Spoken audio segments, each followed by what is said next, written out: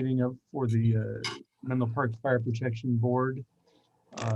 We're a little late in starting. We just concluded a joint meeting, very productive joint meeting with the city of Menlo Parks. We're getting started a little late. So with that, Michelle, would you call the roll? Director McLaughlin, Here. Director Bernstein, Present. Director Crawley, Present. Director Jones, Here. Director Solano. Here. All right, thank you. I would ask everyone to stand and join me in the pledge to the flag. I pledge allegiance Pledge allegiance To to the flag of the United States of America and to the republic for which it Which it stands, stands, one one nation, nation, under God, under under God, indivisible, indivisible, with with liberty and liberty and and justice for justice all. for all. you. Real briefly, just after a quick exchange with the chief, we're going to reorder the agenda slightly.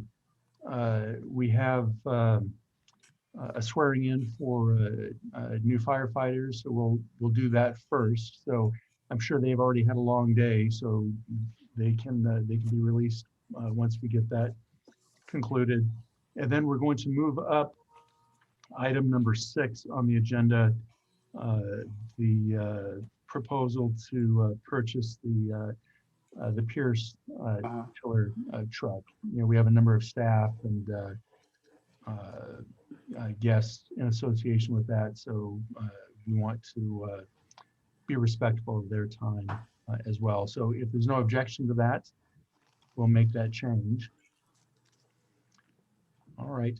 Well then, Chief, you know, the first order of business is your report, and I know the first item within that report is the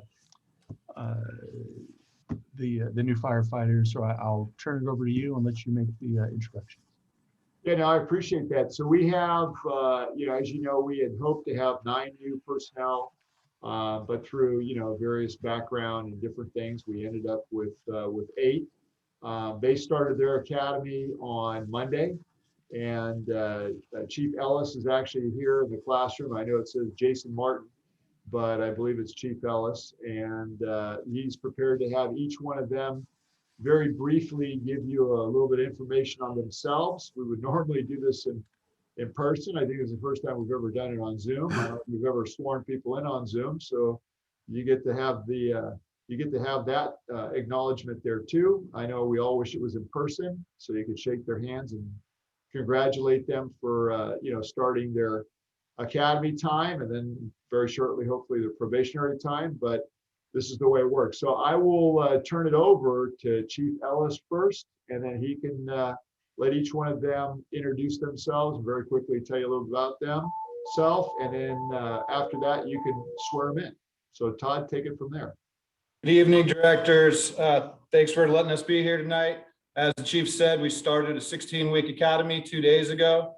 I'm lucky enough to have Captain Jason Martin stepped up and is now the training captain, and his primary responsibility is the academy, although I'll be there a lot myself. So I'd like to introduce Captain Martin real quick, and then we'll have each of the new firefighters come up and say hello and tell you a little about themselves.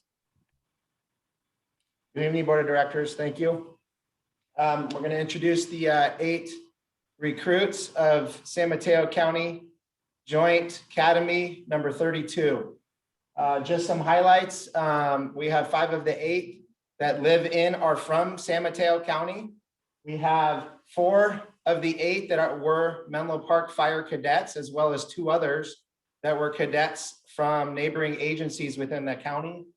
4 will be paramedics when it's all is said and done.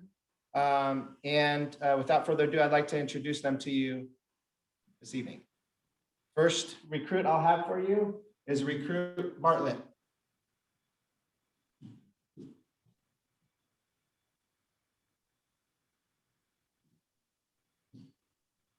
Good evening, Board of Directors. My name is Alex Bartlett. I grew up in Brentwood, California. Right now I'm living in Redwood City. I was a Menlo Park cadet in 2018. I also have 3 years fire experience with River Delta Fire District, and I'm in the process of getting my paramedic license. Thank you.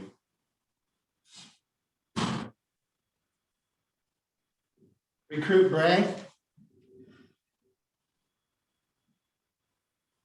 Good evening, Board of Directors. My name is Alex Bray, born and raised in San Mateo County. I currently live in Pacifica. I was a cadet with Menlo Park in 2019, and I have 2.5 years of fire experience with the Tacoma Fire District in this county as well.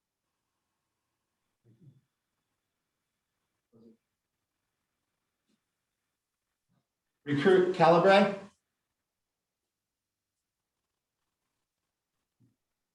Evening, Board of Directors. My name is Nicholas Calabre. I'm from the Santa Cruz Mountains, currently living in San Jose. I was a cadet here at Menlo in 2018 and have 6 months of experience as a paramedic within the county. Very grateful to be here. Thank you.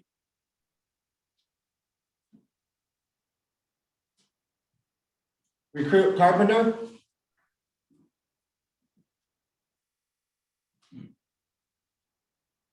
Good evening, Board of Directors. My name is Taj Carpenter. I'm originally from Santa Cruz, California, but I'm currently living in Redwood City. I was a cadet here last year in 2020, and before previously coming here, I was a volunteer firefighter in Santa Cruz for almost 2 years. And yes, thank you.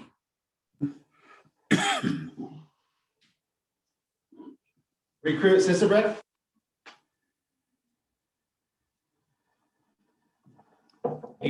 Good evening, Board of Directors. My name is Recruit Ryan Sisselberg. I'm from and currently live in South San Francisco.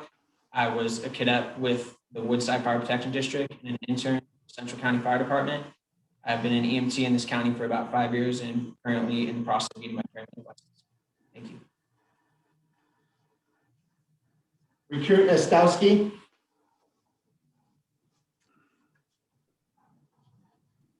Good evening, Board of Directors. My name is Tyler Ostowski. I grew up in Menlo Park, but I've lived on the coast for the last 12 years in Half Moon Bay. I did Woodside. I was a Woodside cadet from 2017 to 2018, and since then I've worked as a volunteer with the Coastside Fire Protection District. Thank you. Recruit Fabry. Good evening, Board of Directors. My name is Patrick Fabry. I'm originally from Hayward, California. Grew up in Modesto, and I currently reside in Belmont. I have 9 months full-time fire experience with Swampy County Fire Department and nearly a year of medic experience with Stanislaus County. Thank you. And Recruit Whitmire. Good evening, Board of Directors. My name is Josh Whitmire. I grew up in Fair Oaks, California. I currently reside there. I have 1 year fire experience as a resident firefighter with CAL FIRE, and I also worked 11 years as a paramedic with AMR San Mateo County.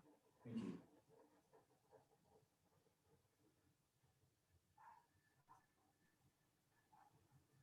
San Mateo County Fire Academy number 32. Congratulations, guys.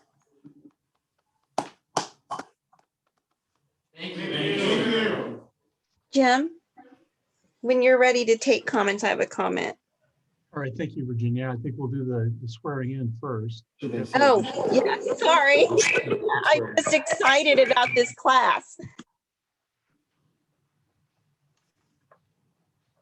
Chief Ellis, whenever you're ready. Yeah, we can do the swearing in now. You guys can see them all, right? Yes. Okay. All right. Please raise your right hand and repeat after me. I state your name, do solemnly swear. I, Thomas Bartlett, do solemnly swear That I will support and defend the Constitution of the United States. that I will support and defend the Constitution of the United States And the Constitution of the State of California. and the Constitution of the State of California Against all enemies, foreign and domestic. against all enemies, foreign and domestic.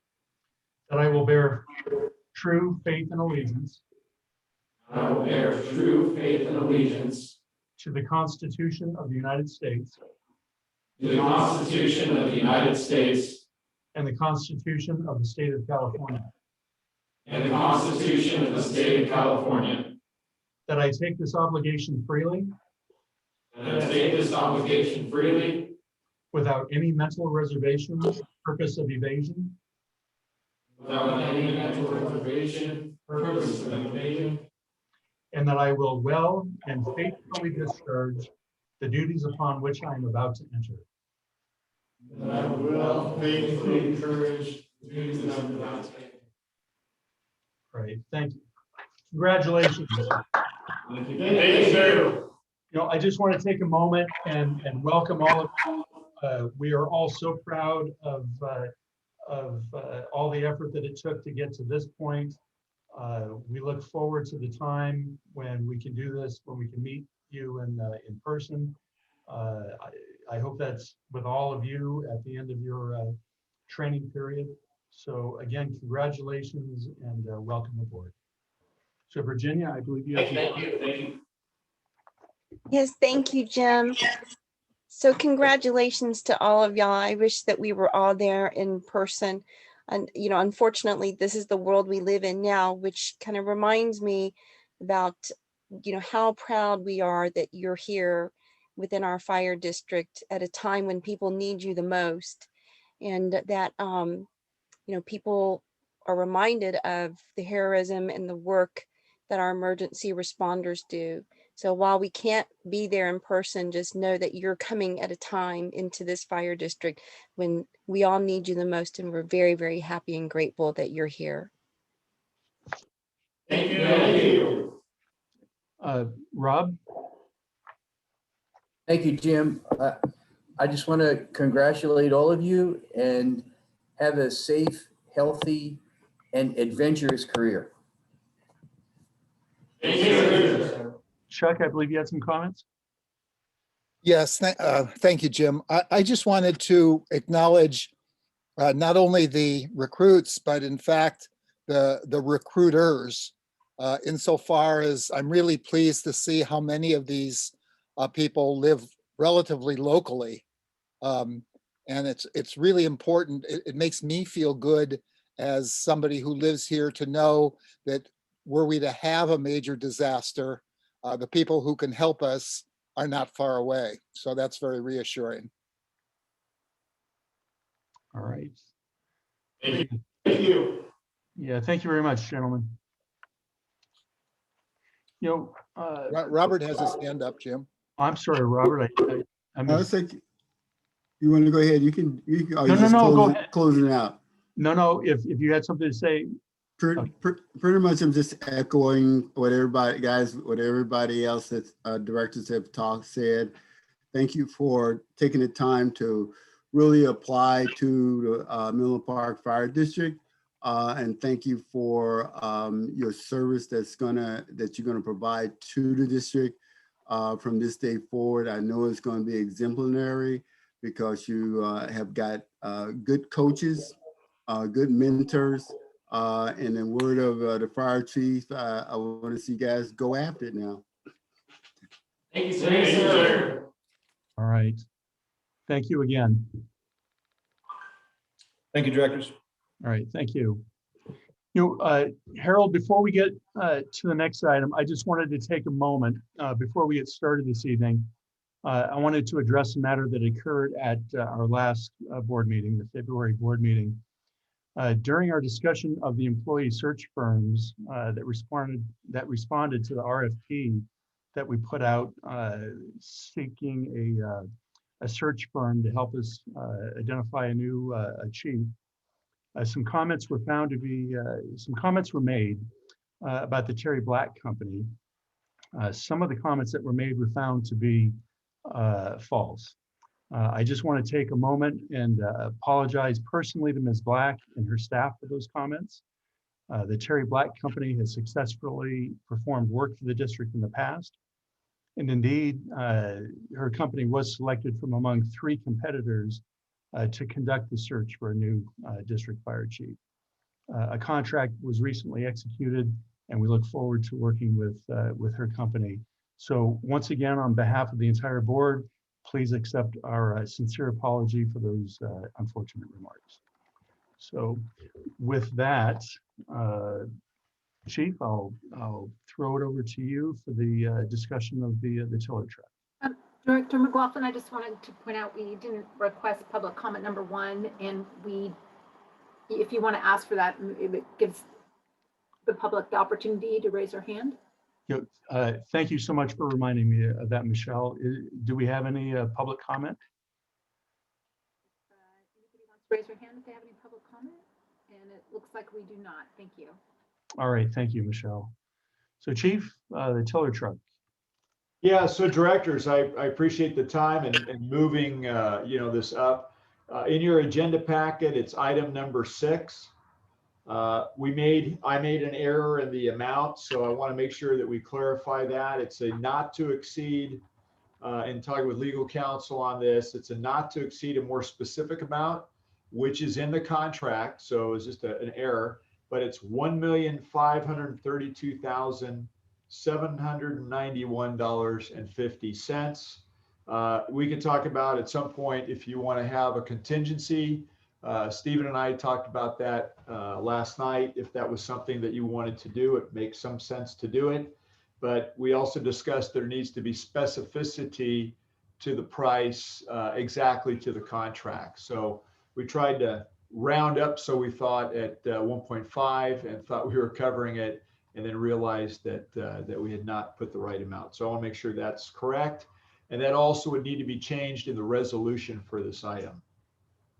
So with that said, I'll kind of walk through the item. It's to approve a resolution authorizing the fire chief to award a contract to Golden State Fire Apparatus Incorporated for the purchase of a 2021 Pierce Arrow XT tiller ladder truck in the amount not to exceed, again, $1,532,791.50. Again, we'll recommend some level of contingency at the end based upon the discussion. When I discussed this earlier in the month with Director McLaughlin and Director Bernstein at agenda setting, we decided that there would be 3 parts to this process. 2 of the parts would go to the Strategic Planning Committee, so they can speak to that at some point. And the other part would come to you. The part that would go to strategic planning, as it says in here, had to do with involvement of our fleet services folks, Golden State Fire Apparatus, our apparatus committee, and individuals that have been involved with this process for a long time in terms of specifications of the last ladder truck, this ladder truck, and then fleet, who works on our apparatus, and why it's important to them to see that this be a similar purchase. The last part, or part 3, is tonight. Again, however the board wants to handle going through some of that, I'll open that up at the end and let Director McLaughlin take full control of this. But the last part is tonight, which was really more of trying to get into the purchase price, the contract which is attached, any questions the board would have regarding the purchase, and how that works. Legal counsel did look at this because there's a third party in here as well. We had some discussion today with Golden State, with the apparatus committee, with fleet services that hopefully will help. So we're all prepared and on the same page. And the first part, as I go through this, and I'm not gonna spend really any time in here, but the background was more the narrative and the update that goes all the way back to 2013 and even further past, when we have the ISO, Insurance Service Office ratings, when we have the standards of cover surveys that are done, when the board makes a decision to build Station 2 and make it big enough to fit a tiller truck, when we buy the tiller, when we put the tiller in the station, it goes in service, when we do another SOC and the recommendations that came out of that, and when we looked at building Station 4 and making it big enough to fit a tiller truck and moving the truck from Station 1 to 4, which has been a longstanding recommendation on location and then type of configuration.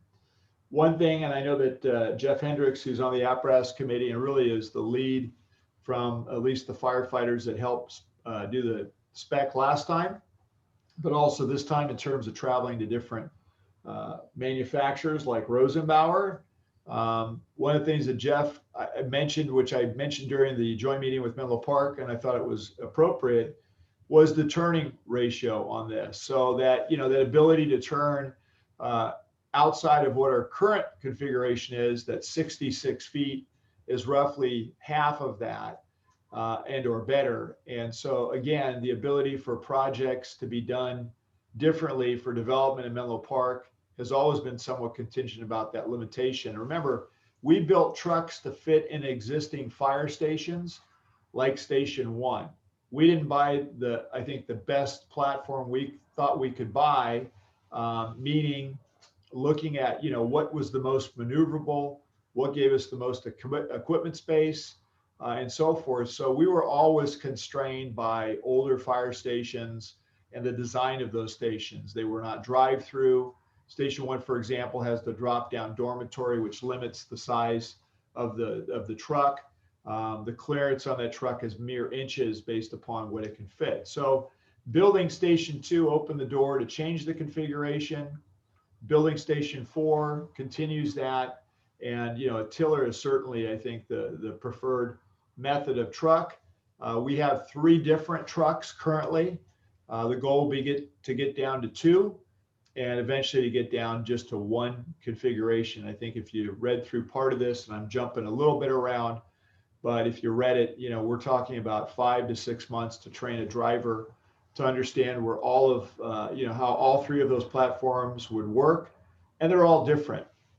The other thing too is the cab in the newer truck is similar to all the engines that we've purchased. So in terms of the ability for drivers to get in and know where something as simple as the windshield wiper switch is, it's in the same place. And so that, the consistent layout, the standard configuration is important. And I know the personnel take that very seriously. And, at some point, if you want more information on that, I think Jeff Hendricks will be prepared to talk to that.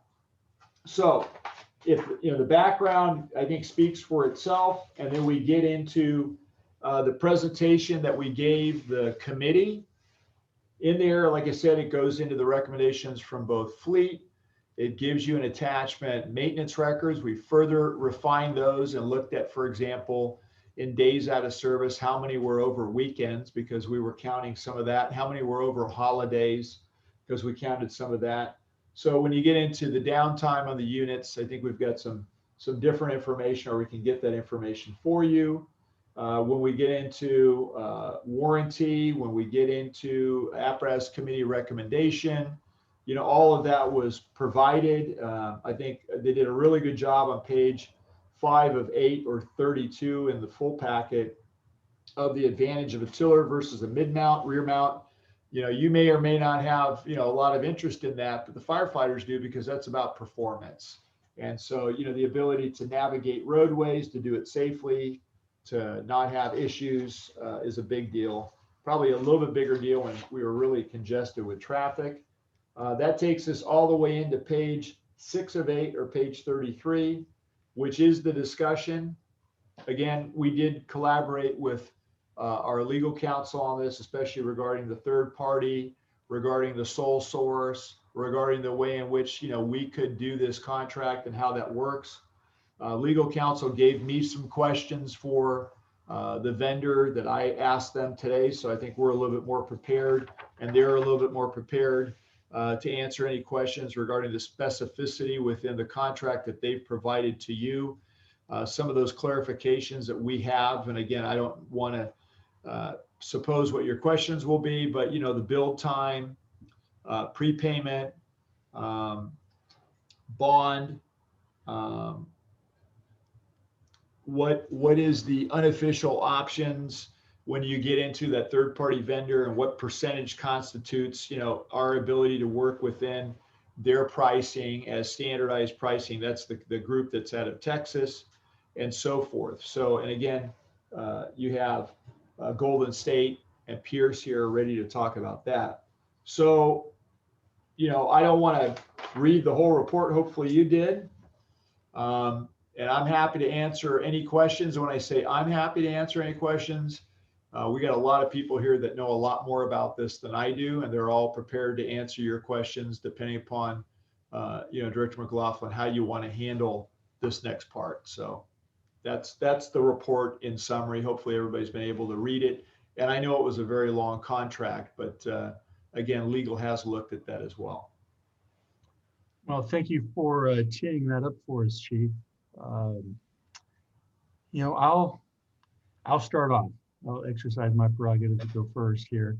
Um, I know there was some a year or so ago, we were talking about our fleet in general. And I'd be curious to know how do we track things like downtime and maintenance records? How do we track, across time, the issues that may evolve with a particular piece of equipment?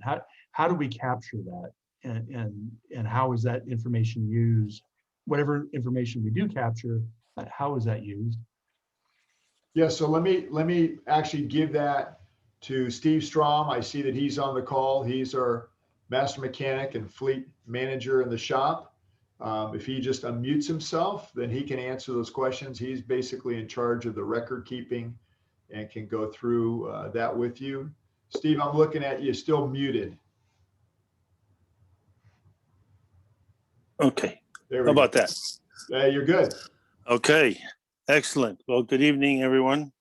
Thank you very much for the opportunity to talk about this.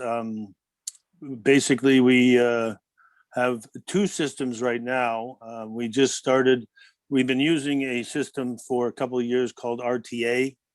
That system is what we input all of our information, our vehicles and such. And then recently we enacted another software package called PS Tracks. So by those two, and our old system used to be by email. So within the last year or so, we have now 3 different places to get that information. That's why it was kind of difficult to get everything together.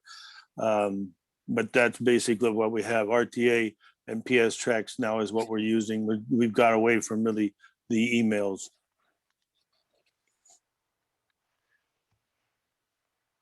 Okay, so, does that answer your question? Well, are you able to tell for a particular piece of equipment, in a year's time, how many days was a particular engine down? We can go ahead and pull some of that. That's why the problem I had with getting the truck together was I had 3 different places I had to locate those. We have different ways of communicating, so that's why it's difficult. I haven't used the reporting end of the RTA that much, so I do pull quarterly reports, and that's about all I have done. But I'm learning it more as we go. Okay, thank you. Thanks. Hey, Jim, to answer, I think more specifically, I don't know if you got a chance to look at some of the attachments, but it does, and I know it's in the report too, it does tabulate the number of days. Steve was able to get the number of days that's specific to truck 2, which, we're proposing an identical truck, is in the board packet in the attachments. The part that we had a discussion about today and subsequently is, it doesn't exactly tell you if it's a Saturday or Sunday that it's down. So, I think we got to get a little bit more finite on it's a work day versus, it's down on a weekend where you wouldn't normally expect somebody to be working on a piece of equipment or over the holiday. So those are little refinements I think that we realize we need to look at and make, so you get a more accurate picture of actual downtime. And then of course, what was the cause of that? Was it an accident? Was it a service on the unit, or was it a repair? And if there was a repair, does it have to be sent back to Golden State or the manufacturer, or now they have a facility in Alameda, or do they send a tech out? Those are the things that I think we're going to work on improving. All right, thank you. Anyone else have any questions for the brain trust that's been assembled here? Chief, I have a Jim. Robert? Comparing the old truck or the truck we have right now and comparing the new truck, would you say that there have been substantial improvements over what we currently have? as in terms of truck, and have some of those, I guess, areas where there might have been causing considerable amount of downtime in terms of just that particular problem in the machine. Do you feel like that it is being addressed in this new machine or this new truck that we got? Yeah, so I think it's kind of a multi-part question. So let me take it one piece at a time, and then I'm gonna probably flip it over to Jeff Hendricks, Captain Hendricks, who could probably better answer, the reliability piece, since he's the one that worked on the design and obviously knows a lot more about that part of the day-to-day. But, just from from my perspective and looking at the information and throughout this process, having an honest discussion about where we are, and you can see even in the attachments in terms of the firefighters and how much they support this piece of equipment. Truck 2, which is obviously we're proposing to build an identical piece of equipment, has performed very, very well. Even some of the repairs in the first year under warranty are things that, you're working the bugs out on a new kind of complicated piece of equipment. I won't go into all the training and the time that had to be spent, to even create tiller drivers and learn a new platform. But, we've done a lot of work, and the apparatus committee has done a lot of work around the spec. And, fleets had a say in this as well when they worked closely together to figure out, what's the best configuration equally from a maintenance or repair standpoint. So there's a lot more communications that's gone on, I think, over the years than maybe in years past to put everybody together, although we've always had a really solid process with firefighters and the fleet folks involved together. I guess the long and the short of it, without getting too long-winded and letting Jeff take it from here, is from where I sit, I know that the firefighters want an identical truck for a lot of good reasons. I know that they are happy with the truck that we have. I have heard and talked to other departments that are not happy with the trucks that they have. They're from different manufacturers. I know that we have another department in this county that now will be moving away from a different brand of truck, and specifically has looked at our truck because of the reliability, how many problems that we haven't had, its ability, not only compartment layout, configuration, the whole way that the truck was laid out. Again, I give a lot of credit to Fleet and to the apparatus committee for what they did. It's a spec build. There's a lot of different things you can do, and they did a lot, obviously, very, very well, to where others now want to duplicate that. So I'm going to turn it over to Captain Hendricks, because he can do a much better job to get into the specifics of your question. Good evening. This is Jeff Hendricks. I'm a captain on Engine 1 and on the apparatus committee. Hopefully everyone can hear me all right? Yep. All right, great. So to address the last question, if I understood it correctly, in regards to reliability of, say, a repeat of Truck 2 compared to potentially Truck 1, if that's the question, I will say that there are probably reliability improvements as well as other issues that are out of our control. And I'll try to address that briefly without getting too much into the weeds. But something that's worth identifying is that there's California emissions that unfortunately the fire service is not excluded from. So the California emissions has created a lot of issues for the fire service in California, being that fire engines aren't designed, or semi trucks and diesel motors are not designed to go from a cold start in the middle of the night to full throttle and then turned off and repeated, thousands of times through their life cycle. They're really designed to be on an open highway, run hot, and just run consistently. So these emission problems, these emission requirements with DEF and whatnot are a hurdle that the entire fire service is dealing with.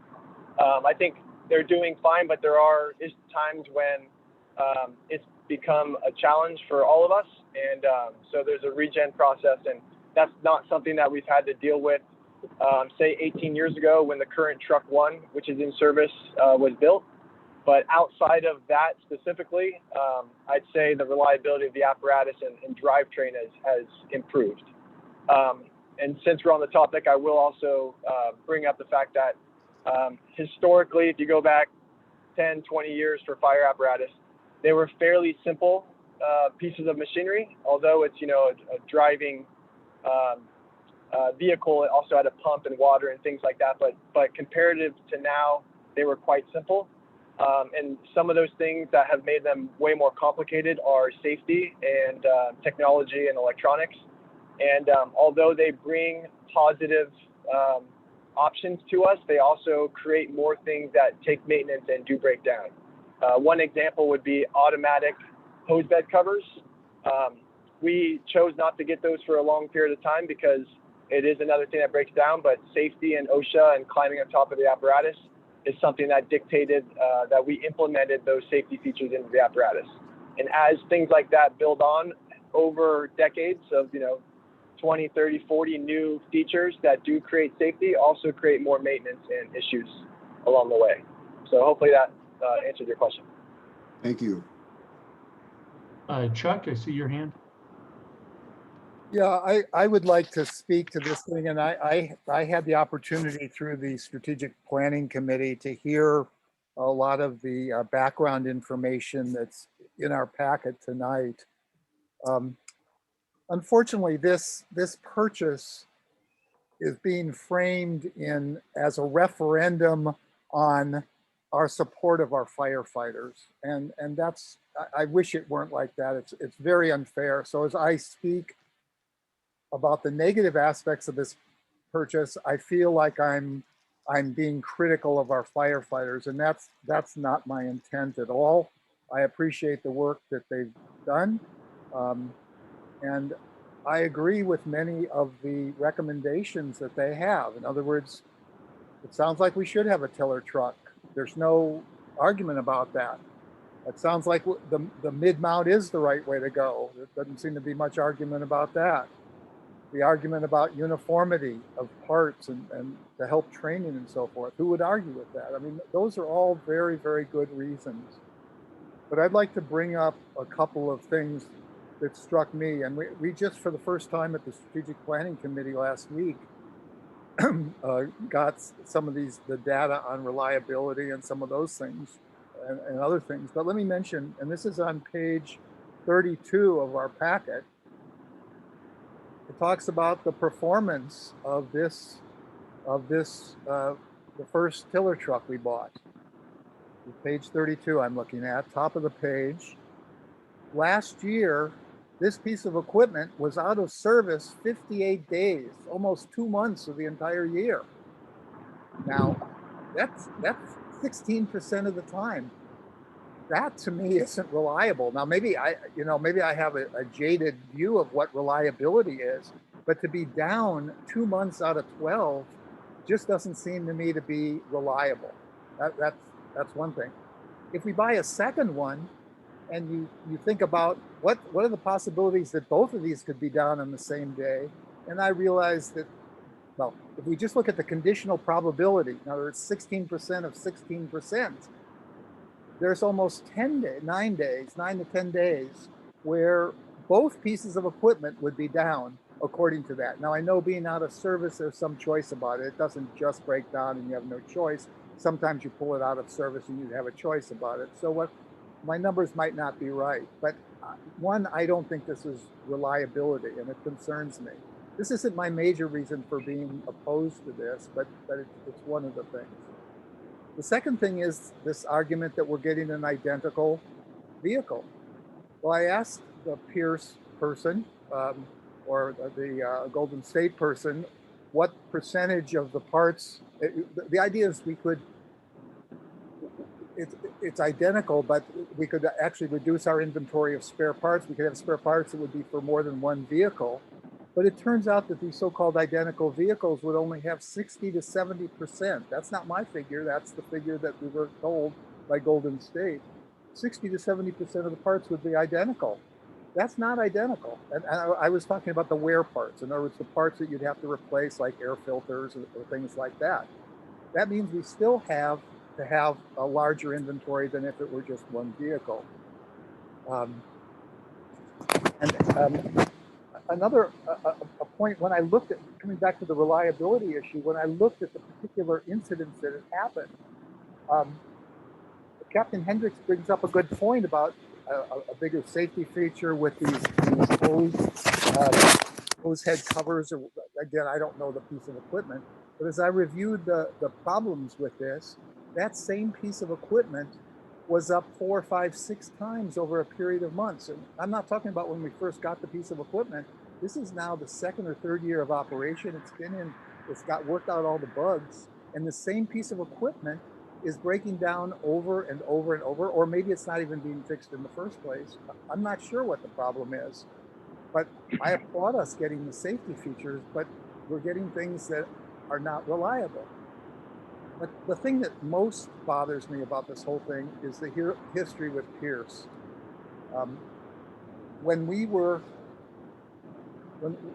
Shortly after we bought the Quint, which we're still operating, sort of, we somehow got a lemon.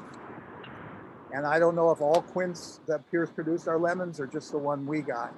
But very early on, we brought up the problems we had.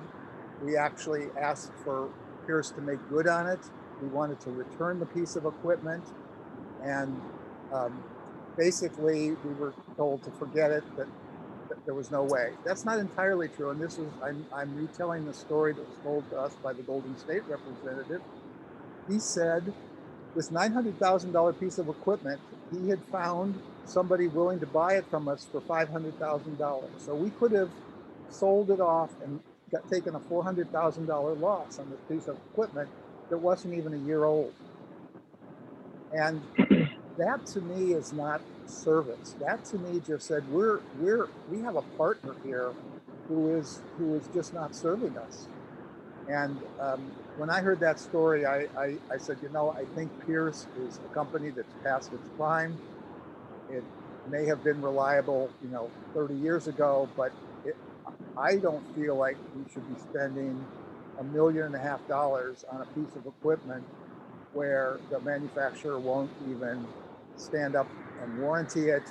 And I know we got warranties coming out the wazoo, but I know from the Quint that when push came to shove and things weren't working, they did not honor the warranties. And finally, I understand they fixed it. Now, I don't know if they fixed it at our expense or their expense. I don't know how that worked out at all. It finally was. But the fact is, this was a manufacturing defect. It was their fault. And yet they wouldn't serve us right. I don't feel comfortable. I don't feel comfortable supporting a purchase at this point. Now, maybe this is the only alternative. Maybe there are no other engines or trucks or whatever. But to me, this is like the first step. Next month, we're going to get orders for more engines, also from Pierce. And to me, I don't want to be in bed with a company that's not going to honor the commitment that we have. It's too much money. I'm concerned about the reliability, not serving well. I don't even know if the firefighters are aware of the amount of downtime or if they're aware of how badly we were treated in this warranty situation. I'm certainly not arguing about their expertise. If the equipment works, that's great. But one, it doesn't work, and two, it doesn't work as well as I think it probably should. And two, we weren't treated very well. I just have one question. Let me just ask one question, and then I'll get off and I'll stop. That's all I'll say about this purchase. Right. And the question I Director, yeah, Jeff, let's let Director Bernstein finish, and then we'll hear from you.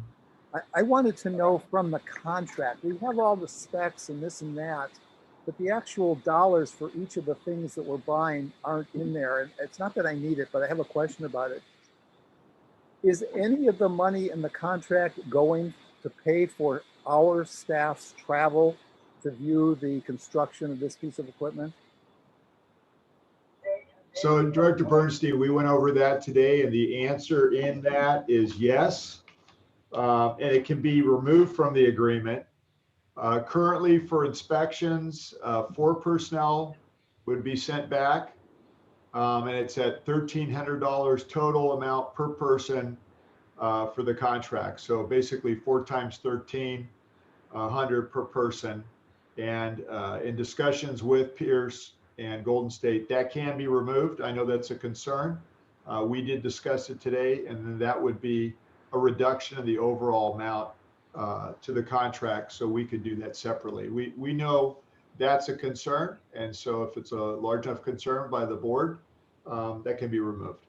Well, let me say, this was a large concern for me and others, perhaps 3, 4, 5 years ago.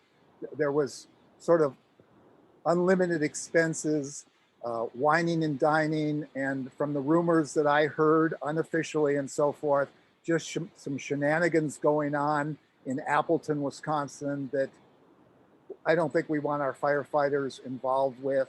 It's just not part of the image that we have or the family structure that we tend to support. I think all of that should be taken out of there. That's just not, we've already dealt with this with another vendor in another situation. This should not be in this contract at all. Jim, I'm done. I'm sorry. I went on a long No, time. thank you. Yeah, Jim, can I respond to that real quickly? Just because I'm not familiar with what you're talking about and shenanigans or what went on in Appleton. I'm I not would really ask sure about it, but I would ask that you two get together if there's some. yeah, I think that would be fair because again, I've never heard that before. So. Yeah, and that, Well, I actually would like to hear that because I don't think that this warrants just a conversation between the chief and one director. And I think the public's Virginia? entitled to hear the explanation from the chief. Okay, we're getting into personnel issues here that, and this is not the proper forum to discuss potential wrongdoing by individuals. So Okay. if, Jim, yeah, Rob? I'd like to continue after, well, Chuck, are you done? Chuck? Okay, thank you. Rob, can I ask you to hold on just a moment? Sure. I think we need to give the chief, and I think we have some Pierce representatives with us. I'd like to, give them the opportunity to respond to some of the issues that Chuck raised. Sure, Okay, sure. So Chief, I'll leave it to your discretion on where to direct that. Yeah, I think Captain Hendricks wanted to speak to that. And I think, in terms of the maintenance and reliability issues, I think Fleet, again, between Steve and Rudy, they could cover that. But I think, letting Jeff speak to the whole issue of reliability and so forth first, because I know that was a big concern. He's perfectly capable of doing that. All right. So in regards to reliability, the reference to the 2020 out of service time of 58 days. So there's a lot of data on each year and how long the apparatus was out of service. But just for reference, 58 days in 2020. Just so everyone's clear, is we went through a world pandemic, which affected everyone's ability to go to work and their work hours. And I can't speak for Golden State, but I would imagine that affected their ability for service. In addition to those 58 days include all weekends and holidays. And I know it was out of service December 23rd, which carries 8 days through the holidays, which we were out of service as well as Golden State. Those 8 days also carried into 2021 and 5 days for a total of 13 days through the holidays. So you could eliminate 8 of the 58 right off the bat, not including weekends for the rest. Something else just to identify so everyone's on the same page. We have a list of everything that a mechanical has been written. So every day, an engineer checks the apparatus and goes through the DOT required inspections of the apparatus. On Saturdays, all of the apparatus get an in-depth inspection, including all fluids and operation of all mechanisms that apparatus has. And quite often we find things that need repaired or addressing. Every time that's done, PS tracks documentation gets done, it gets sent to the mechanics and they track all of these things. They then prioritize which one of those items need to get fixed right away, and some of those items need to get delayed so that they can better utilize their time to fix multiple things at once, as opposed to chasing small things or having it out of service for things they could be more efficient at doing. It's worth bringing up that all of those repair items are tracked. And if we look at the mechanicals that were written for Truck 2, it's very important to identify which of those items are actually a Pierce product and which of those items are an aftermarket accessory. And by accessory, I mean like a Code 3 light, a door hinge, a electric window. I would say out of the entire apparatus, there's probably somewhere in the area of 70% of that apparatus isn't a Pierce product. It's an aftermarket piece, a headlight or something that's been put on there. And quite often those mechanicals that are written are on those products. And not to say that they're all those products, but my opinion doesn't involve whether we should get a second truck or not. That's obviously up to you guys. It sounds like our strategic plan has been in that direction for a long time. My input is specific to if we get a second truck, which, you know, makes a lot of sense, which manufacturer should we go with? And regardless of your perception of Pierce, no matter what manufacturer you choose to go with, you're going to have the same 70% aftermarket products. And I will say that the truck 2 that we bought in spec has been very well received and has been copied by other agencies since we've done it. And the best use of our time and money would be to repeat the thing that we've invested all the time into building, and it's a known commodity. If we go with another manufacturer, we're going to spend hundreds of hours to basically try a new vendor and pay them to try to copy exactly what we have. And I'm telling you, it's not going to be the same, and we're going to have other issues. So there are times to evaluate your apparatus manufacturers. I don't think this is one of those times, being that we need an identical copy of what we have. I'll also touch briefly on the Quint. My understanding is I've heard it been referenced as a lemon. I do know that when we first received it, it was out of service for a couple months. There was an electronic issue which took them quite some time to figure out. And when they did, my understanding, it was a DEF-related electronic issue. DEF being the aftermarket emission California controlled product, which you're going to have on any apparatus manufacturer you choose. That product can be bolted on whatever apparatus that is. So it took a couple months to figure out. They fixed it. And when they did, they extended our warranty the time that it was out of service. So I don't feel like that entire apparatus is to find a lemon based on a problem that wasn't even a Pierce product. I can't say what was said in the meetings, but I don't know that it's Pierce's obligation to buy back a product that they provided. And granted, it had some issues, but they extended the warranty. So I can't speak too much more about. I feel like that's kind of a done deal. That's all I got for now. Thank you. All right. Thank you, Captain Hendricks. Hey, Jim, can I have? Yeah, please, Chief. Yeah, so Steve Strom and Rudy are obviously, you know, very familiar with, you know, downtime and exact specificities to what is going on and so forth. I think Jeff did a good overview of, you know, the holidays and the weekends and, you know, what his perception is based upon, you know, as a user, but obviously Fleet are the ones that work on everything. And so they can drill down into at least some of the detail. I don't know that you want to go too deep, but I'm sure they can do it at a surface level. So Steve, if you want to unmute. Okay, yes, hello again.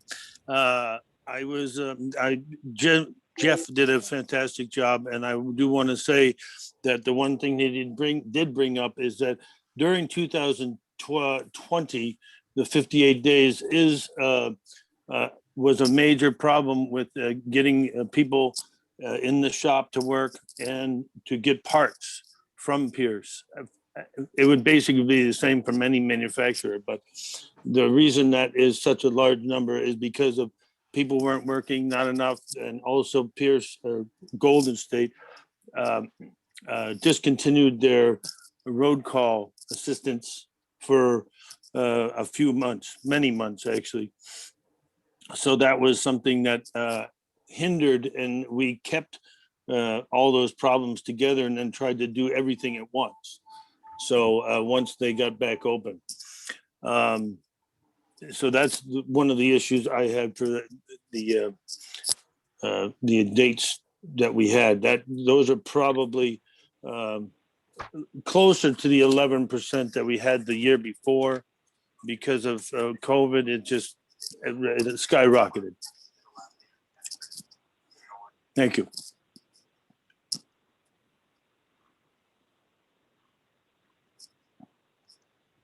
Hello? No, thank you. Thank you, Steve. Yeah. Oh, you're welcome. Yeah, thank you for that. Chief? Jim, unless there's another specific question, I mean, that's kind of what I'm remembering. I mean, I don't know if you want to hear from Golden State. I mean, I'm happy to bring them in to have any other specific discussion, but I think, Only if you thought there was something, Rob, I see your hand and I apologize. I did not get back to you. No, first listening to the presentation to the Strategic Planning Committee, and then of course, reviewing the documents. And today I personally saw our other tiller truck, just to refresh my memory, because the last time I saw the vehicle was at Station 2 when we had recently purchased it. So things that weigh really heavy with me.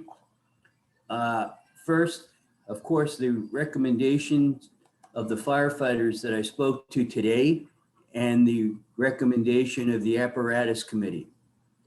The age of the truck that they'll be replacing is 18 years old. We can establish training standards because of the Pierce vehicles that we've purchased in the past, and this vehicle also being Pierce. And our entire fleet is Pierce.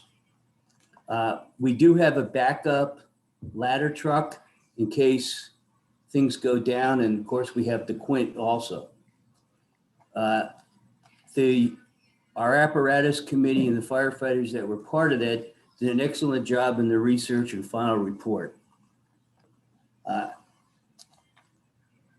The thing I'll leave Jim with this is that a tiller is not a Quint, which I was explained to by the firefighters today that we're operating the other tiller. And you know, being in law enforcement also is that we stake our lives on the equipment that we use. And the recommendation of the firefighters and the apparatus committee weighs heavy with me because they wouldn't recommend a vehicle, or I wouldn't, in a law enforcement function that would be detrimental to my safety or to the safety of the community. So that's my reasoning to go forward with the truck, Jim. So thank you. Okay, thank you, Rob. Virginia? Yeah, I would like to hear from, is it Golden State, about the customer service part of this situation, because I understand where Chuck's coming from, and I understand the wear and tear, but and so I agree with Rob, on the safety aspect and just the the muscle memory kind of training that you need to do, just to maximize the response time and your work. But I would like to hear about the customer service part and how how we're going to be assured that we're going to get customer service that's equal to pretty much what we're, well, not equal to, but get what we're paying for essentially, which is 1.5 million and change. And the customer service part affects the safety of not just our firefighters, but our community as well. Hey, Jim, can I tee that up?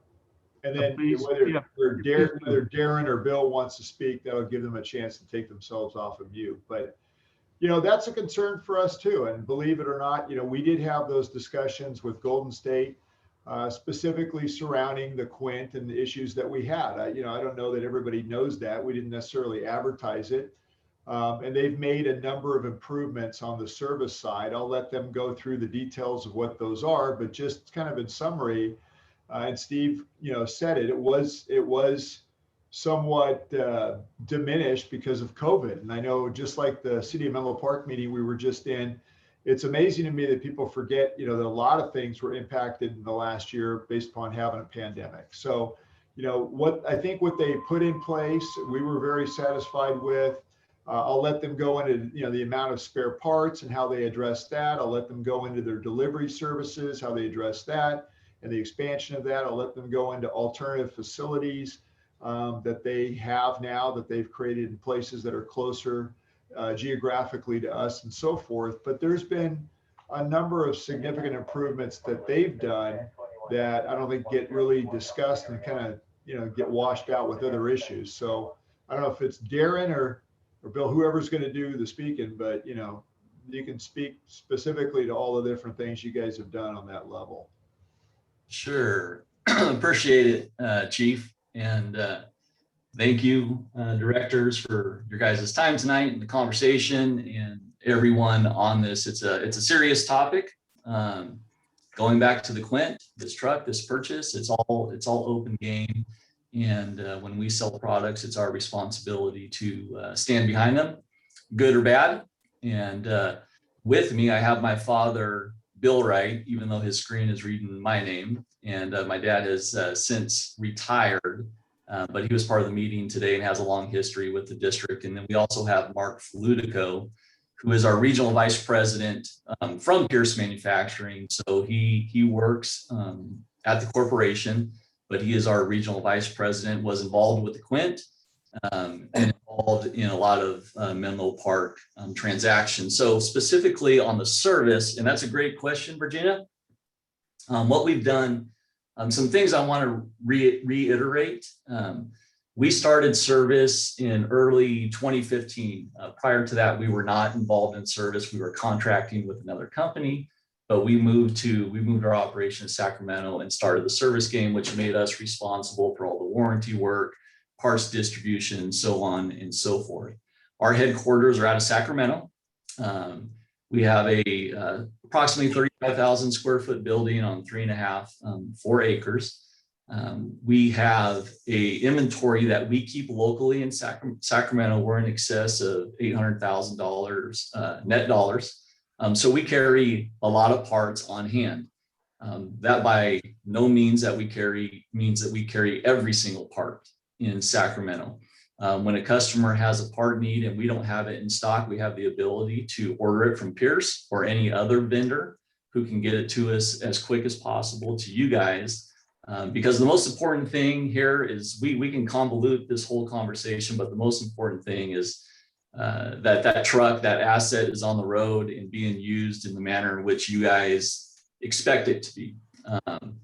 And there is no acceptable amount of percentage of downtime. And that was not my answer the other day. My answer was the expectation from the guys is when they have to release their truck, they're not happy. And we deal with that every day. But when pressed for an answer, I did give that 10% answer. But we know this industry and we try to get those trucks up as fast as possible. So number one, the parts that we carry on hand, over $800,000. What are some options for service? We are able to hit the road to go to the customer's locations to help solve problems. A lot of times, the entire problem doesn't get caused out from the road because one thing leads to another, and you can't, anticipate everything that's going to happen from the road. But we do have 3 service trucks that are on the road pretty much full time, going to all kinds of different customer locations within Central and Northern California. And we prioritize that by out of service. So when a customer tells us that their truck is out of service, and the guideline of which we go by, because everyone has different guidelines, but we follow the NFPA published out of service criteria, that's NFPA 1911, to kind of prioritize those needs from the customers. That's number one. Number two, another option, like I said, we are located in Sacramento. Since we've been open in 2015, day one, Alameda County Fleet Services has partnered with us, and they are able to perform warranty work on our behalf. They have access to our systems and our processes and our parts. And they've been doing that since January 8th of 2015. So that cuts down the distance if, you guys had to bring the truck to Sacramento per se. That was done strategically, specifically for the Bay Area to cut down that distance because that was a big issue for customers in that territory. Or you can bring it into Sacramento where we can also perform that work. Now, we've grown our technician count over time. We're in the process of hiring 2 more, which would put us at 14 full-time dedicated technicians. We have 5 full-time parts people. So we're continuing to grow our business year over year over year. But we still have the need for more because we have a lot of trucks out there. We have a lot of needs. There's some cities that don't do any maintenance at all. There's some districts like yourself where Steve and Rudy can perform labor. And I mean, that's another option, even under warranty period. And we don't expect this, but if Steve and Rudy said, hey, we don't want to take this truck out of district and we feel like this repair is easy enough, if you can send us the parts, we'll perform the labor. I mean, that's really your guys' call. We'll do that. You can back bill us and we'll cover that under warranty. So, you know, we try to be creative to address problems. And what we don't want is to be the people that say, well, it has to come to Sacramento, because we know what that's going to lead to. That's going to lead to downtime. That's going to lead to uncomfortable conversations. So we try to be as creative as possible in addressing the solution. We're human, we're not perfect, you know, but we really try to work with the customer, understand what the issue is, and do what we can to address it and not make it any more complex than that. You know, we're constantly looking to expand our operation to make it easier and quicker to do this. But the fact of the matter is, and I think it's been touched on this evening, these trucks are complex. They're very complex. Component suppliers, they change their parts year over year, which drives a new part number. So it's a complex situation. I think over time, and I mentioned this the other day to the guys, your team has done a good job in trying to basically specify consistency and specify proprietary parts out of the vehicles, meaning that parts should be more readily available and commercially available at that. We shouldn't have to be reliant on, you know, one vendor for a proprietary part, and the parts should be repeatable. But that's just kind of the market that we're in. But at the end of the day, we want to do business with customers that want to do business with us. And we concentrate on our core customers. We don't go out and try to chase all the business. We want to support you guys. We understand it can get better. And I think through conversations like this, we had a great conversation earlier. And I think sometimes it's just get on the same sheet of music, you know, of what is available and what we can do and how can we work together to get the same result that we're all after, which is keeping the truck on the road and not having it drive back and forth or having it sit down or, you know, track emails and RTA and PS tracks and all these different systems and get caught up in that. It's, if we're doing our job and we're supporting you and you guys feel good in that and satisfied in that, then the decision is easy. And you guys feel good about the purchase. And we understand that there's some, you know, complications over time there, but our commitment remains the same, good or bad. We're going to support the trucks that we sell. We feel, you know, we've always been available for conversations. We've sat in front of Harold and Ben and Steve back in February and talked about this. And we're not going to hide from problems, and we want to address them. And that's just the people that we are and the business that we are. And you know, whether you guys do business with us or not, we're going to remain steadfast in that. And that's our goal for every customer that we sell trucks to. So, Mark, I don't know if you want to elaborate from the peer side on that, but we appreciate your guys' business. We always have historically. You know, my dad has done business with you guys. I have an older brother that has done business with you guys. And we've always been very proud to represent the Menlo Park Fire District and see our products in your guys' area. And obviously other customers around are noticing that and seeing you guys and thinking that you're doing something right and duplicating what you guys have. So we appreciate all the business and these conversations as well and these opportunities to get better. Thank you. All right. Chief, have we covered that ground?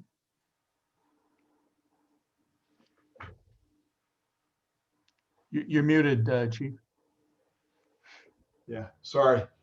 I think we have. I mean, if there's any other further questions, I mean, we're happy to go around again. I mean, everybody is here that can, you know, provide some level of detailed response. So. Okay. You know, Jones had his hand up. I'm sorry, who does? Director Jones? I have my hand up, Tim. Robert? If you need to go ahead, you can. There's two things I want to talk about. The first one, I'm pretty much, I don't have any technical questions to ask about the truck. I've heard enough myself. So I'm prepared to make a motion. And so I won't do it unless there is some other conversation that needs to take place. And then I have a second request from the board. And that is, in particular, those that you, Jim, I think you was in the strategic planning, or was you and Rob, or I forgot who, but that process that was outlined in the chief report, the 3-step process that folks went through. Maybe I should start there in terms of to see if that was a convenient, effective process. If it was, where there was a part 1, 2, and 3, and it seemed like the committee met with the chief and the fleet service group, and then there was the committee met with the chief and the apparatus group, and then it came to the board. And so the question is, was that process effective for the committee to bring what they are bringing with the chief right now today, which is this particular resolution? If so, then it seems like there is a process, a policy that needs to be kind of put into place for the board in terms of bringing forth recommendation around equipment, around, in the truck. It seemed like there is that process. And if there was an effective process, let's institutionalize that somehow, so that if anything else that comes down the road that may require this level of engagement, that everyone on the board would know about this process and had bought into the process. I mean, this is first I've seen this, the part 1, 2, and 3, and I think it's great. I think it's a great kind of process. And it seems like, based on the feedback that I'm getting from folks, especially the people that are engaged in it, it seemed like they got the information they wanted, needed to move forward, hopefully, with a decision on this particular equipment. And it was very helpful to me to hear that kind of information. So those are two things I would like to, first, to make a motion, if everybody's finished with the conversation, on approving this equipment, but, You want to hear, Rob Solano and Chuck were on the strategic planning committee, and they went through that process. So perhaps we could do that first. I don't know if Chuck or Rob, if you have any comments about the process you went through when evaluating the tiller. Well, let me get my notes. Give me a second here.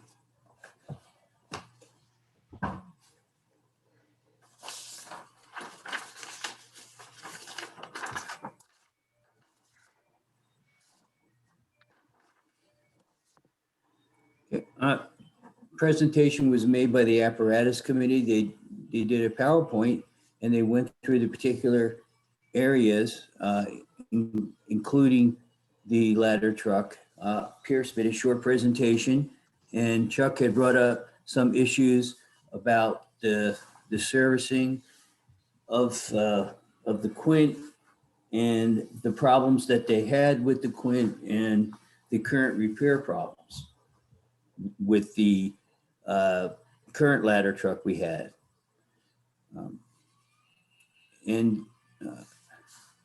I outlined through the presentation.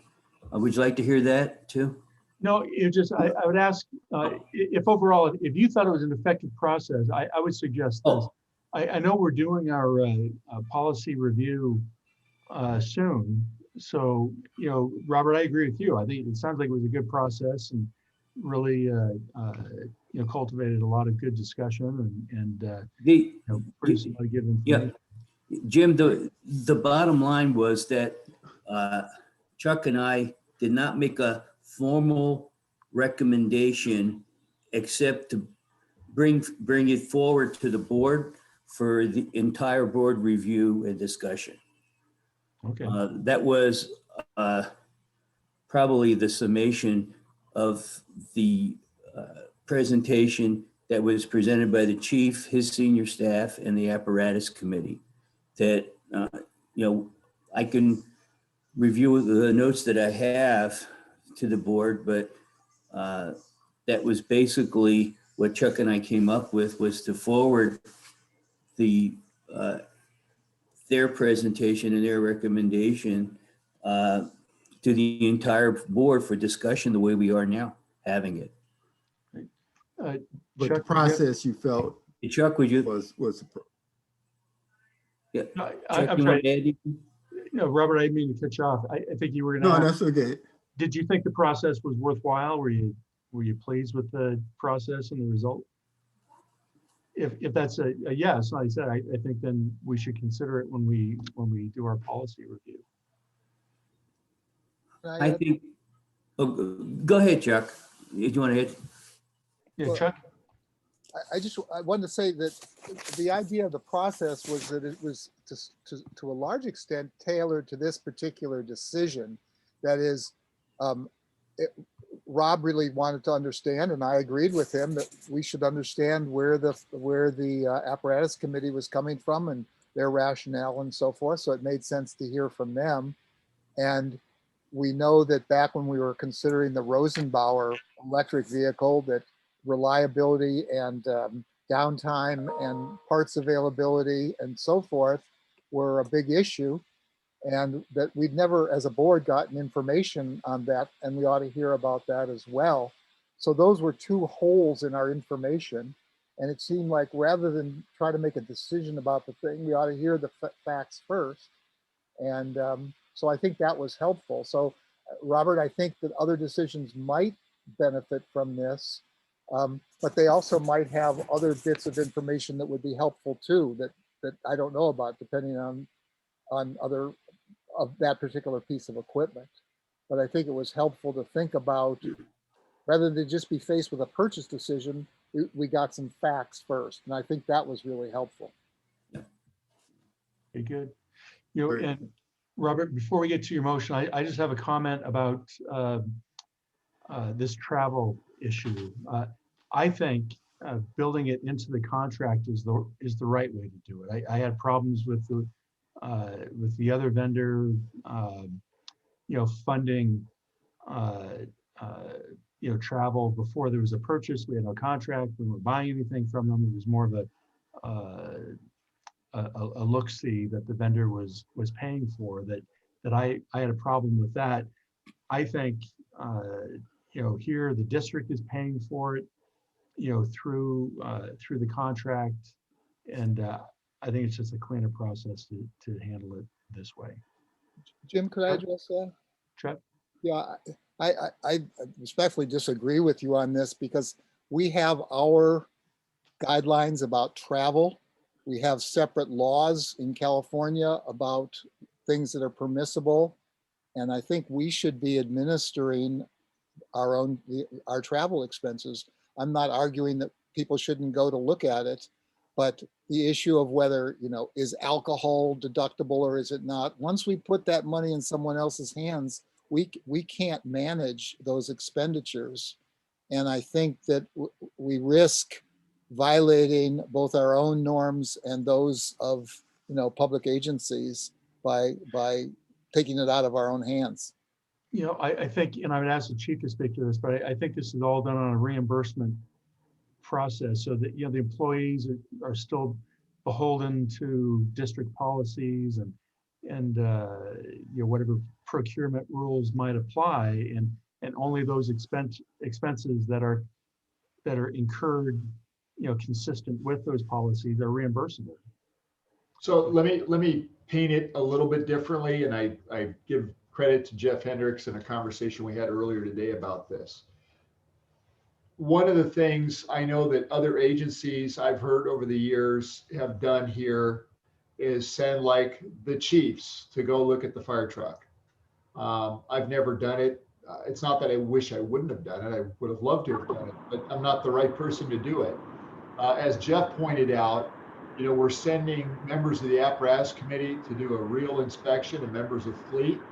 And, they're also trying to send members who are going to be on the committee for the next build of the truck as well. So there's a learning part of that I think, we haven't really discussed. So, look at it as a benefit. Two, the reimbursement or the money, it's minimal. And again, it's business. I mean, most of the time that they're there, I can tell you from listening to the report outs, it's all business. I mean, there's a lot to be done. In fact, it's hard to probably get most of it done while they're there. So, But Harold, I think the issue becomes, we send an employee back to do this inspection on the build.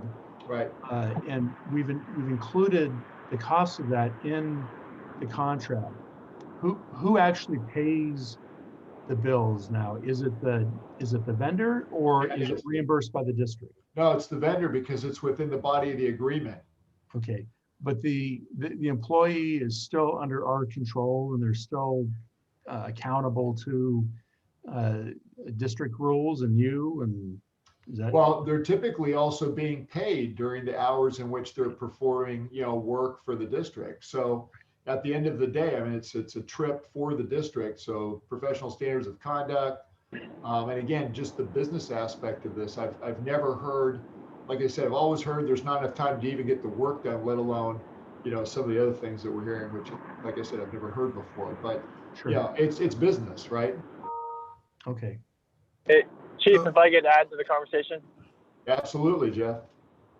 Hey, so I've done it both ways, where it was on the district's dime and where it was in the contract. And I can say is things go much smoother when it's in the contract. And here's why. Pierce is the largest fire apparatus manufacturer in the country.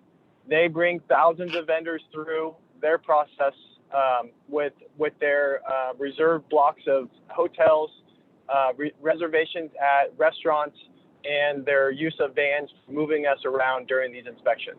When they plan everything, we all arrive around the same time because they do the airfare. We get on the same shuttle, we stay at the same hotel, and we go to the same restaurant. So I imagine there's some savings on their end in doing that process. When we do it on our own, we're still going to dinner together, and we're just using our own credit cards and then reimbursing the district, which is just that cost. Nothing changes as far as our professionalism and our conduct, and we are typically on the district's dime for overtime during the time of like 8 a.m. to 5 p.m. where we're working on the apparatus. After hours, we're just staying at the hotel and going out to dinner. Something else I will point out is something that Pierce does, which is really pretty respectable, is every time we go out to a restaurant, they have some random employee out of their 500 employees in the warehouse. Any random employee is going to sit down at a table with us, and they encourage them to have conversations and participate, and it's actually pretty cool to see. So that's all I got. Yeah, thank you for that. Chuck, I appreciate the point that you're making, and after considering it, Chief, I would ask, rather than build it into the contract, because again, I see value in our employees traveling back, meeting with the people that design, develop, construct, this specialized equipment. I think I'd feel better again if it was it's on the district's dime either way. Either we pay it directly, or we build it into the contract, and either way we're paying for it. I think if it's on our dime completely, it's outside of the contract, and I think we exercise even more control, and then we're only reimbursing those expenses that are consistent with our policy. Chuck, does that address your issue? I'm not quite sure where you are on it. Are you suggesting that we be the ones to reimburse? Correct. Rather than build it into the contract, we would reimburse. And then that gives us the opportunity to evaluate the expenses and consider whether or not they're consistent with policy and approved authorized expenses. So we would take it out of the contract. Is that what you're saying? Correct, and pay it directly. Yes, I think that's really the best. It just avoids all, it just gives us some oversight and it doesn't, how should I say, I don't want to tell the district how to reimburse. I mean, it's possible the district could give an advance so that nobody's out of pocket. It's possible that somebody at headquarters could make the reservations at the hotels. It's possible that we could ask Pierce to make the reservations, but we would pay for them. I mean, anything's possible, but I think the ultimate payment should come from the district, whereby we could actually look at the receipt, make sure that there's nothing on the bills that are questionable. And I just think it's really the cleanest. Chief, is that workable? Yeah, we had that discussion today. As I mentioned, Pierce and Golden State advised us it's $1,300 per person for 4 people. So you're looking at $5,200, and you would just reduce the amount of the contract by that amount in terms of specificity.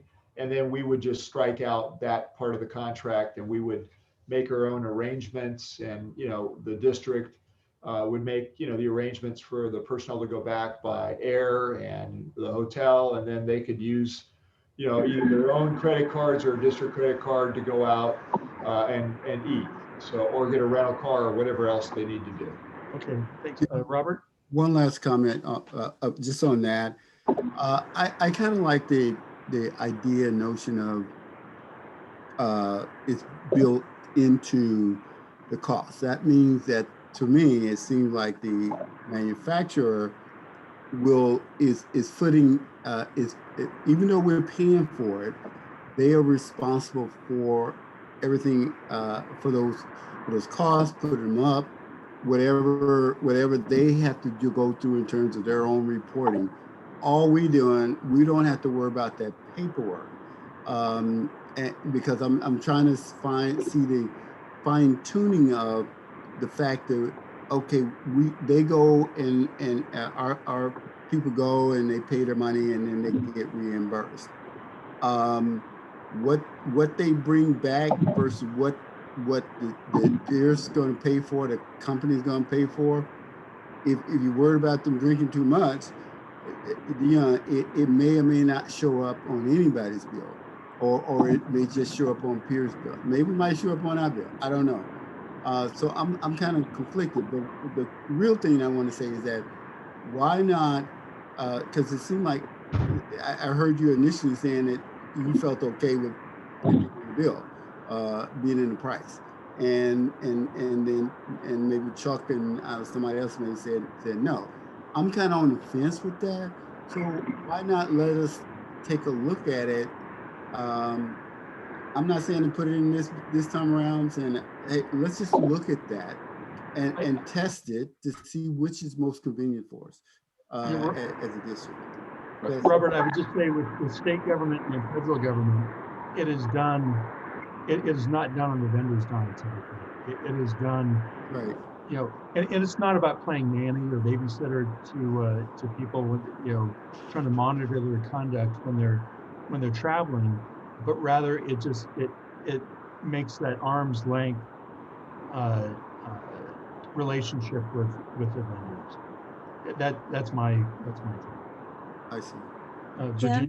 Virginia? Yeah, so I have a question regarding this process. And this is probably for Pierce or the vendor. You deal with a lot of firefighting agency or emergency response agencies. Do you have the percentage of, who does this through the contracts or who does this through their reimbursement of by the agency? Do you have any idea what that breakdown is from what you've seen? Yeah, I can tell you, I can tell you from our level at a dealership level, and then Mark can speak to it as well from a corporate level, but overwhelmingly customers tie those expenses into the contract.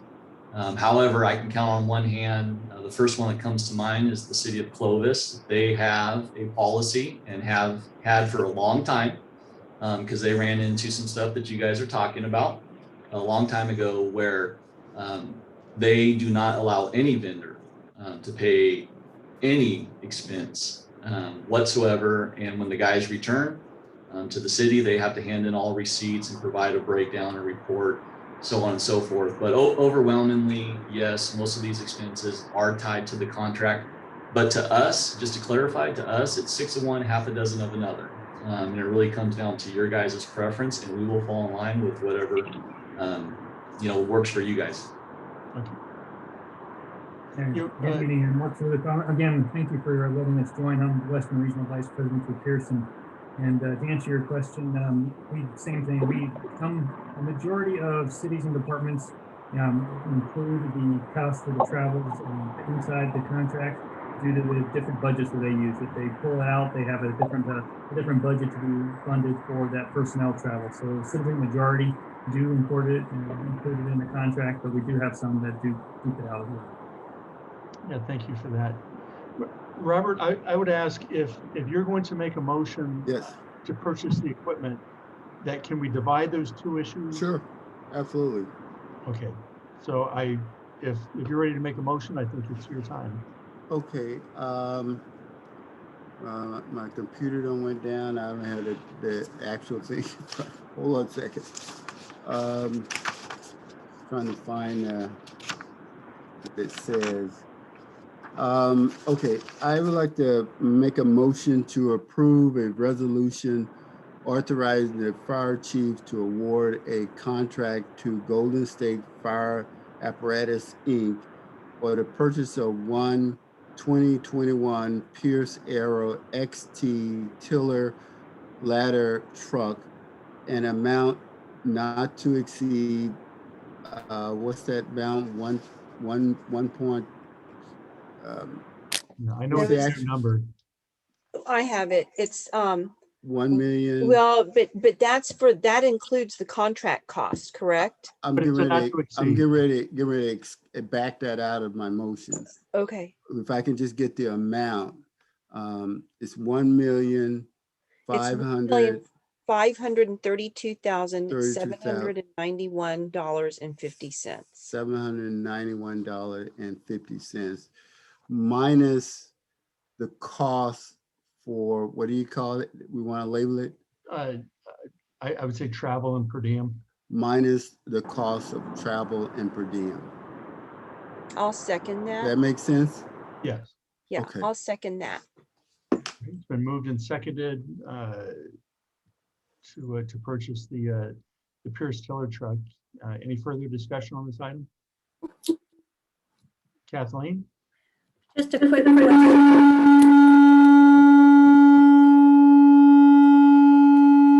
sorry about that. Sound like some of that rap music. Real quick question. In the past, when we've purchased engines or whatever, we usually add a couple $100,000 for equipment that goes on it. I don't know if that is something that is important at this point or not. Yeah, Kathy, I know that's going to be separate based upon the timing and so forth because of the build. Okay. And I also have the revised amount, which is it's $1,527,591.50. So $1,527,591.50, and that's backing out the $5,200 for the travel. Okay. So Robert, do you want to amend your motion to that amount? Yes. Robert, Sorry, Jim. Do you want to amend your motion to reflect that amount that the chief just gave you? I do. You want me to say it again? No. Okay. No, but I'll second the amended motion. $1,527,591.50. Yes, I'll second that. All right. Okay. Any further discussion? Chuck? I just have a quick question for the chief. Chief, in the past, they've scheduled more than one trip. They've usually scheduled 2 or 3 trips. Is that different in this case? I'll turn that over to Golden State and Pierce.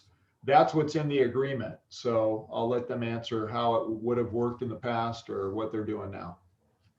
Yeah, sure. So the way this was proposed was much like the last two engines that you guys did when you duplicated the first two, if you will. I know that's a little clunky. But the way it was structured is that the pre-construction would happen in Menlo Park. So we could sit down with all the players and fleet and fire. And since we're duplicating a tiller, you know, we're going to go over all the details and that type of a thing instead of going back to Pierce and kind of seeing the same thing that we've already seen at a clip of, you know, $5,500.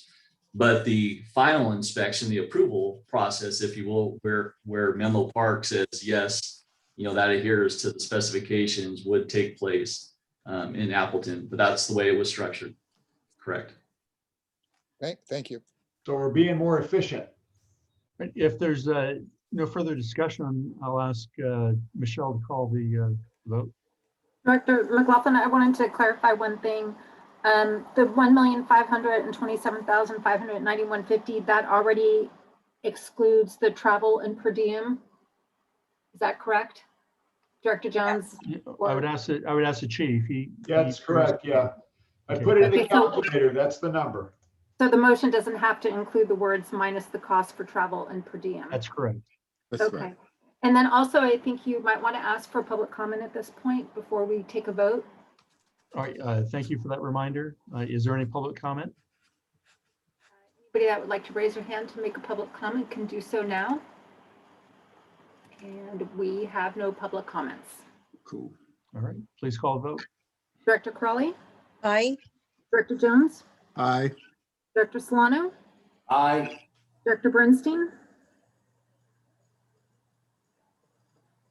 I'm sorry, hesitating. I think we need the truck, but I'm going to vote nay. And I'd like the minutes to reflect that it's because I have questions about the vendor and the assurances that we will get the proper service. Director McLaughlin. Aye.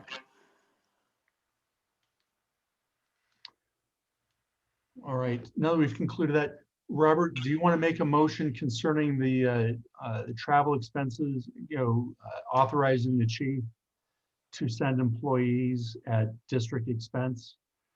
Sure. Sure. I would like to make a motion that we authorize. Robert, I see Virginia has a hand up. I don't know if you want to make a comment, Virginia. Yeah, it's kind of like a point of order. Is this something that we should be discussing now? Because it was just for the approval of the contract of the truck and I think what Robert, and correct me if I'm wrong, Robert, what you may be trying to make a motion on is a policy and procedure issue. And if that's the case, maybe this should go back into the, I don't know, to the HR committee dealing with policies and procedures for these kinds of expenses. You know, I would ask Stephen, do you have a view on this? You know, since those expenses were included in this contract, can we address that now? So I think perhaps you're talking about two different things. Yeah. Director Chencarelli is talking about the institutionalizing the process that Director Jones is mentioning as a policy issue, as a new policy for the board. And I agree with her, that's probably best left for something else. But I believe that Director Jones and McLaughlin, you two are talking about making sure that the chief has the ability to incur the expense that you just deducted from your purchase price to allow district staff to travel to the factory to inspect the construction of this tiller truck as necessary. In my view, that is fine for you to discuss now, but also I don't think the chief needs your authority to spend a couple $1,000s to send staff to Appleton, Wisconsin when he deems it necessary, although that's not to say that the board can't give him direction as it pleases. Yeah, since we backed it out, I think it would be worthwhile for us to memorialize our approval. Makes sense. Of it. Yeah, that's fine. And I then- just got and it then- mixed up with the institutionalizing of the policy, so. And you raise a great issue, Virginia. Again, when we do our policy review, that should be included. I think, Jim, Please, Robert.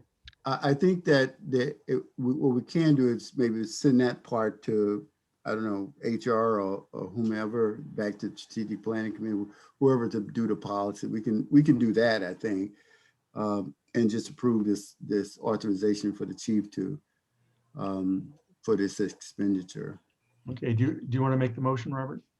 Let me see, you said it so eloquently, so good. I'll make the motion. You Yeah, make the motion. The board authorizes the chief to incur travel expenses for district employees to travel to Pierce facilities for whatever purposes the chief deems reasonable.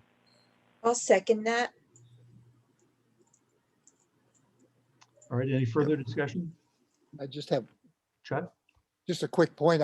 I was not in any way against the idea of travel. So I support the idea of the chief paying for as many people as is necessary and for whatever frequency is necessary. I just didn't want it to be out of our control and purview. Yeah, agreed. So, all right, if there's no further discussion, Michelle, please call the roll. Director Crowley, Aye. Director Jones, Aye. Director Solano, Aye. Director Bernstein, Aye. and Director McLaughlin. Aye. All right. I hope, Jim, I don't know how we're gonna dissect the policy thing. How do we get that over to the committee? I think we can direct that now to the, I think that belongs in the HR committee. I agree. So, I mean, it's definitely an issue, so we can just direct the HR committee to look at this from a procedural, like institutionalizing this process. I mean, it's got brought up today, so. sure. All right. Can we do that in conjunction with, the next, as it was brought up, the next thing we're going to do is the engine companies. So I plan to follow the same process. It would be nice to be able to do that and not wait a month for HR. I think I'll say this, it's been a lot more work. It's been a lot of hours, on the staff report, on meetings with the apparatus committee folks, fleet folks, but, with the vendor and so forth. And again, it go through a committee. So I think it was a worthwhile process. We're spending $1.5 million. It doesn't have to be easy, but I think it needs to be thorough, right? So at the end of the day, thorough, reasonable, and then prudent would be all part of whatever process that we come up with. But I plan to do the same thing again with the engine companies coming up. Good. Yeah, I think everybody was pretty pleased with this. I know it. This represents a great deal of work on your part, Chief, and those of some of whom we heard from tonight, and then many that we didn't. So again, thank you to all involved for the work and effort to. There was a lot of time spent, directors, just so you know, and I know canceled a bunch of different things that I had going on, but I think it was worthwhile from the standpoint of here we all are tonight, and you can see there was a tremendous amount of work done by so many people that go even way beyond what we did in the short term. You can hear it from people like Jeff or Steve and Rudy, Ben Mara, others. You can hear the relationship and what we've had to do also with Golden State, and as was mentioned, discussing improvements that needed to be made regarding parts and delivery and service and all those things. So that all has gone on, just so you know. Sure. Well, thanks again. Virginia? Yeah, I just want to thank the apparatus committee for, doing such a great and thorough job and being able to answer our questions. Thank you, Jeff, Steve, and Rudy, because it's something I certainly don't know. So every time y'all talk about this, I learn something new. All right. We're going to get back to our agenda. The Chief, you were up next. Your report. Yeah, directors, I know that it's getting late, so I'm just going to say, and I got to move a cold enchilada out of the way here, but let's see. My report the only thing I would draw out, I know there's something in here. We did the swearing in. You saw Captain Jason Martin today, I think is the first full transition date that he is the new staff training captain. So I appreciate that. Before that, it was Captain Babcock was in there. And prior to him, obviously, Todd Ellis, who was promoted to a division chief. Brian Berger is the most recent promotee on the 1st of March to the position of captain. If you remember, we had a promotion the month before as well. That leaves us with 6 candidates on the list. The 7 candidates for the position of battalion chief were interviewed. When I say ranked, I'm almost there. Of course, trying to work on the truck project took up a whole bunch of my time, so I'm almost done with that. We'll be done with that shortly. We'll have the annual reports out for you for 2019 and 2020 by your next meeting. You know, again, COVID really threw us off with other priorities that needed to be addressed, but we're trying to get both the years caught up for the one and certainly get the other one out. And those will be single page, 2-sided for an abbreviated, easy reference, and then also a more thorough, multi-paged, in-depth annual report that you've seen that we've done in the past. AVL is the Advanced Vehicle Location, and working through that with Public Safety Communications as part of the new CAD implementation countywide, which spans also law enforcement and all of the partners that PSC dispatches for. That rollout has started. It's been interesting. It's obviously not off. Hasn't gone off without issue. Anytime you do something that big, there's always issues, but we're working our way through it. And certainly it does. We'll have something for you in the future about where we are, because it does change the deployment of resources based upon closest and not necessarily the old algorithm by station ordering, which was never truly 100% accurate when it came to closest resource. I put the SOC report in your packet. We did discuss that at strategic planning, talked about a lot in strategic planning. I talked about the 2nd Battalion, and you can see where that is. That's also in that SOC, to talk about that more and how AVL impacts that, and obviously bringing something back to the board in April. We already talked about the triangle a little bit tonight. I know that kind of got cut short. I think if I was to say, having the extended conversation, I know Director Jones knows this, it's March and we haven't met this year with the city. So, there's stuff, as that's going on with the shooting, and I appreciate the nature aspect of what the one speaker spoke to, but I would look at it from a different standpoint. That's the destruction of sensitive wildlife habitat is unbelievable. And so, it depends, I guess, on people's perspective, but certainly location as well. And the Don Edwards Nature Preserve is not a good place to have homeless encampments. The structure fire in East Palo Alto will be prepared to talk to that also next month, and what's going on, what happened there, where our investigation is and what's come about. COVID-19, we're at a year. In fact, I think it is the end of this week is when we put that pandemic response unit in play a year ago. So we'll have some more on that. I know that EMS has already provided me with some information on the year-end totals since we started that whole effort in earnest. Board goals and strategic planning.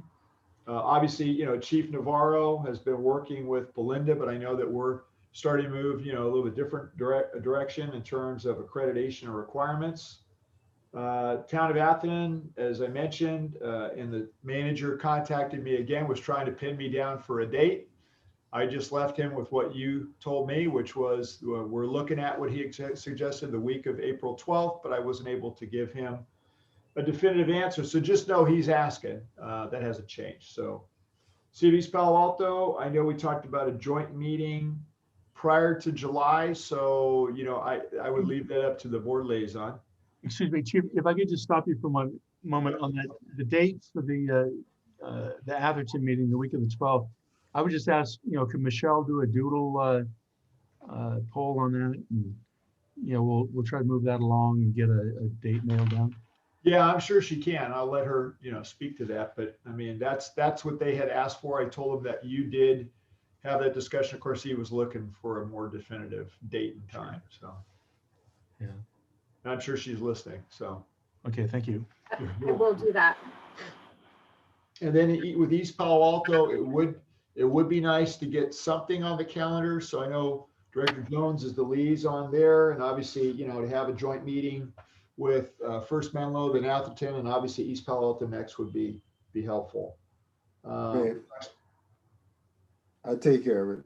All right, Robert, thank you. Fire Station 4, you can see the update, and we'll also be doing a poll regarding the groundbreaking for that station. You can see where it is. You know, I want to try and miss the weather. I hope we're going to be lucky with that, as you know, but we're at the point where it's possible to do it. I got to check with John Hitchcock on, you know, maybe where the better times are or points are to do it. I know there's also a specific time of day that would work best that means we're not in the way of the construction crew, which obviously we don't want to be either. We talked about truck 4, talked about the purchase of the engines that coming in April. So that I'll have a little bit more time to get all that ready because, you know, this last one was like I said, a pretty heavy lift to push it. Slack, the agreement is done. The insurance coverages are in. I know Director McLaughlin had asked about getting a tour of that. I don't know if other directors want to do that as well. I mean, obviously with COVID, we're still somewhat limited, and I have not brought that up to them. Our first meeting again in a while, well, a quarter, is Thursday.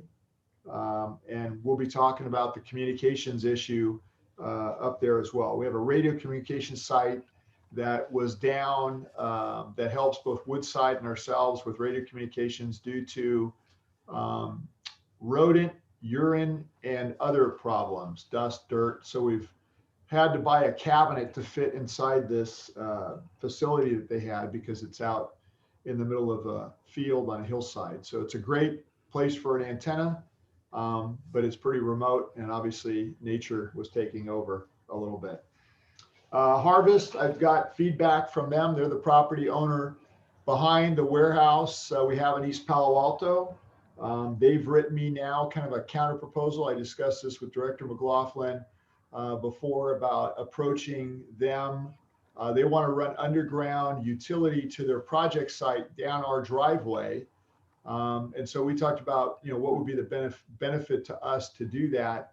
And part of that benefit would be to reroute utilities ourselves and make some of those improvements that we discussed before, and maybe have them pay for it while they're doing all the work. So from resurfacing of the asphalt to undergrounding the utilities in a better location and so forth. So, Chief, could I just ask a question while you mention that? Yep. When would that type of work be done? I mean, a year from now, 2 years from now? Great question. I think they're trying to get on PG&E's schedule. So I don't have a definitive answer for you other than when I get back with them, I can ask that. Clearly, they want to get it done, I think, and then between now and in the next 2 years, because once East Palo Alto opens back up to development, which should take about a year or two, they want to be, I guess, be ready to do, you know, shovel-ready project and get moving. And of course, if they have all their underground utilities onto their lot and ready to go, that's going to, you know, make them be able to build at a much faster rate. Robert? Chief, are you saying that they would have to come from Pogus, go through the driveway there, all the way to the back to, I guess, to where they're located on the backside of our property? That's correct. Yeah, the only way that it works well for them, well, I shouldn't say the only way, the best way that it works for them is to come through our driveway and go through our lot to get to their property. So question, that maybe speaking out of turn, so they got to off haul all that dirt they dig up out there. Actually, going to take up the whole driveway, I assume. They'll trench it, and then they'll be responsible for all the environmental monitoring and any kind of spoil or dirty dirt that comes up that has to be gotten rid of. They'll have to address that. And of course, you know, in the same trench or another, we can lay down all of the utility improvements that we're looking to do.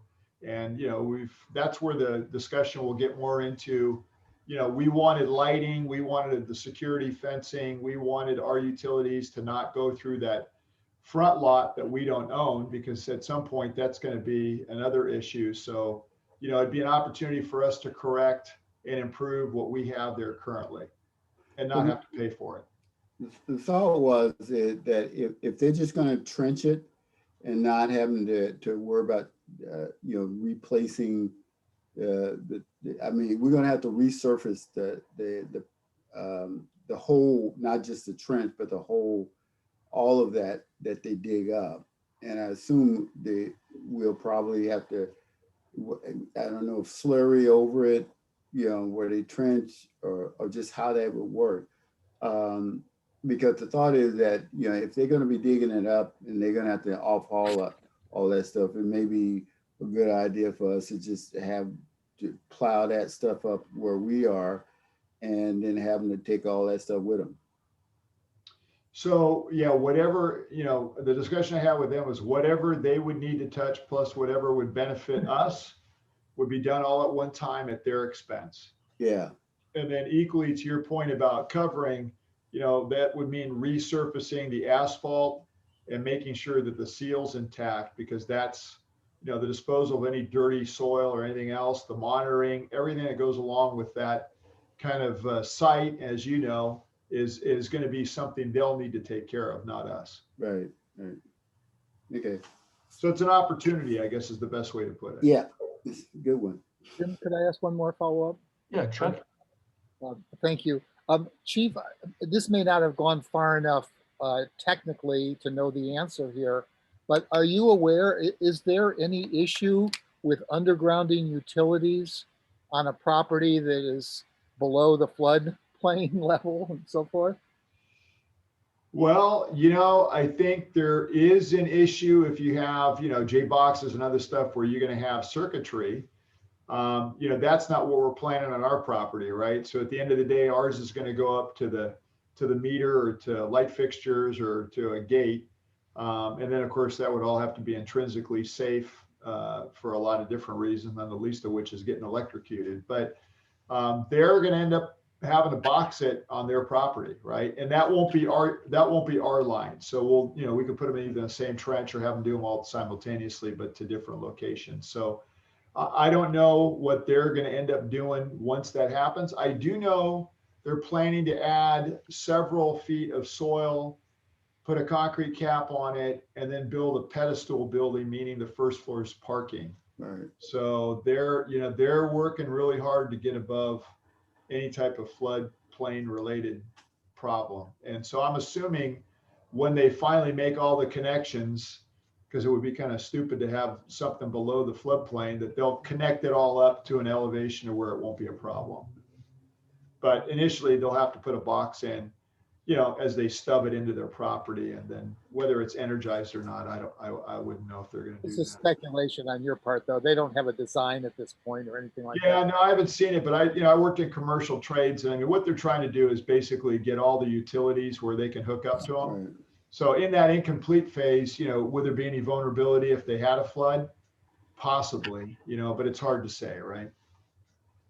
They would have if they have gone to the point of talking about, you know, with us about putting in this trench, in order for them to move forward at all, they would have to take their plans into the city to get it. Oh, yeah. approved. Oh, yeah. I mean, again, and with PG&E and the work cycle and, you know, what they could do, not only because of COVID, but because to your point, permits. And then, you know, if you get a busy fire season and we get communities that are burnt down and now you don't have the techs to do the work. I mean, that's why they're scrambling right now, where there's kind of a lull in the action, so to speak.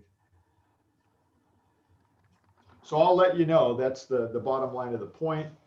I did have a discussion with the Red Cross. I'll hopefully have some more information for you. I know Director Crawley knows we've actually had a partnership with them in the past. And that sunsetted, I think, with them ever really kind of moving forward. And I'm not sure why. I know that they're consolidating yet again. And so they're once again looking for a location to have an office. And I don't know if it's to store a trailer or vehicles. I really don't know yet, but we have been in contact and I need to follow up with them on that. So Harold, Virginia? Jim, thank you. Is that the Silicon Valley chapter? Yeah, The same guy? Okay, so it's Ken. I don't know. It's not Ken. It's a different person. And it sounds Right. like they've consolidated even beyond that. And remember, we're working with the Red Cross. I mean, they just supported us on the fire that we had Yeah. with the 11 people. And we're working with them for the classes that we do through, Ryan and Andres are working with them for different class deliveries that we work with them on in terms of, whatever it is, whether it's a CERT class or a first aid class or whatever. So it could be a good partnership. I know last time it never came to Pulled out. fruition. Yeah. Yeah. Yeah. So if you need any help from me, please let me know, Harold. Yeah, no, I'll let you know. I really don't know yet where it's going to go, other than they seem to be needing space again. So, Okay. Well, I was told by Bill O'Callahan, he's worked with the Red Cross out of San Mateo, that they're shutting that office down yeah. up in Wait, Burlingame. you mean the one in Burlingame? Yeah, they're shutting it wow. down. And redistributing the staff to places where they can find space. Well, there could be, in terms of a direct support element, again, we have a very close relationship with Red Cross on emergencies, whether it's we've used them for feeding or we've used them to support us on fires and, assisting people who are displaced and assisting them, or as I mentioned, in a joint training cooperative where, we use them and they also work with us. So, it could be a good relationship. And I know, Virginia knows we did this once before and we thought it was going to be really good. And then, sadly, it even kind of evaporated at that level, right? It was in further decline, which is sad to see.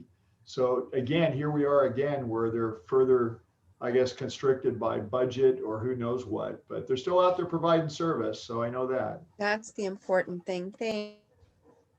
Yeah, you're welcome. I'll know more hopefully in the future. I just put these down, the auditor RFP. So Kathy just re-put that out or re-let that auditor RFP. We did not get anyone to bid it, which is strange and kind of weird the first time. She can answer that if you want at the end on why that is. The class and comp, we did select the vendor. Francine was obviously in charge of that. All these are on the website if you want to go look at it. And I realized that on the website, I printed it out today, and we probably need to have at least, we got so many going on, maybe a little bit consistency in how we post, because it should say when it goes out and then the deadline and so forth on there, which, each one has been done by different people in the organization. So they all kind of look a little bit different, but we'll try and use a standardized posting format with some, logic hopefully within that. ePrep was posted on Monday, and notices were sent out to a number of interested vendors with a deadline for April 1. You guys obviously are well aware of the fire chief RFP, so I don't need to speak to that. And then the financial advisor, 2 vendors responded. Canyon was selected to the first phase, and the ongoing work will be offered to NHA on all call work. I know Kathy's been working, she can speak to that with Stephen on getting that out and getting that done. Quake, I'm trying to get some of the questions answered about their company. So I worked on that yesterday with Stephen, and then last night with them, and was in communications with them. I have not heard from Skydio, although I did see that they got a whole bunch of business from the federal government. And remember, that's kind of the nesting of a drone where it's a way to do a mobile launch from poles, fire stations, and so forth. So they're in Redwood City. We've been working with them, but it's probably going to take a little bit longer because their efforts have been placed doing stuff elsewhere. LGSI for Stanford will be decentralized this year, not on campus at this point. I was on a conference call today with them. As you remember, that's the Local Government Summer Institute.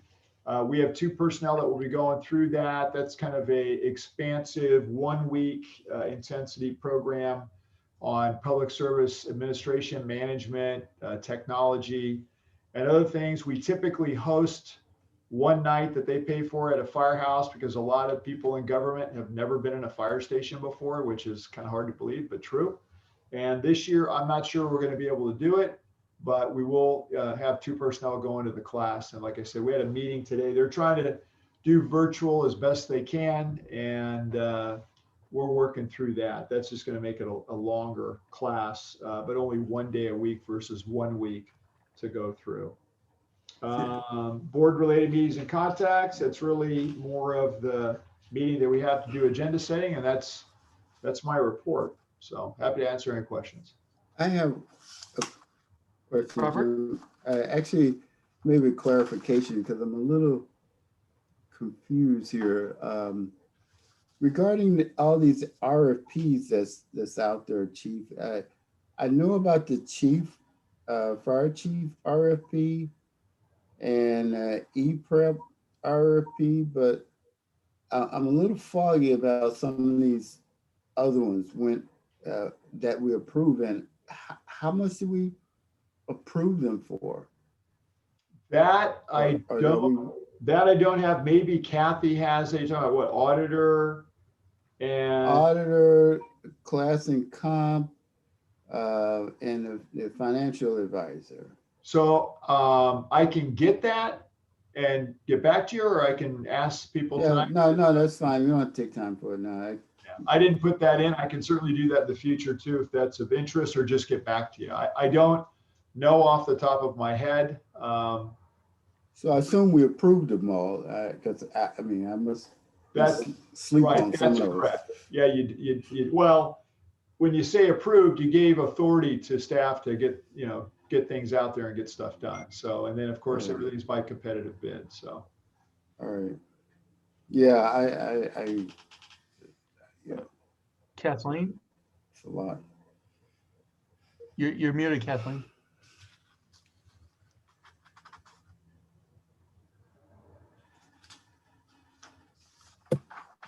Sorry. There we go. Okay, so on the auditor RFP, we have to do that every 3 to 5 years. So that's why that had to be done. We've had our same auditors for 4 years, I believe. So I don't know how much that was talked about ahead of time. As far as the financial advisor RFP, you probably remember the discussion of that one at the last meeting. That would be up to 100,000, not to exceed 100,000, I'm sorry. And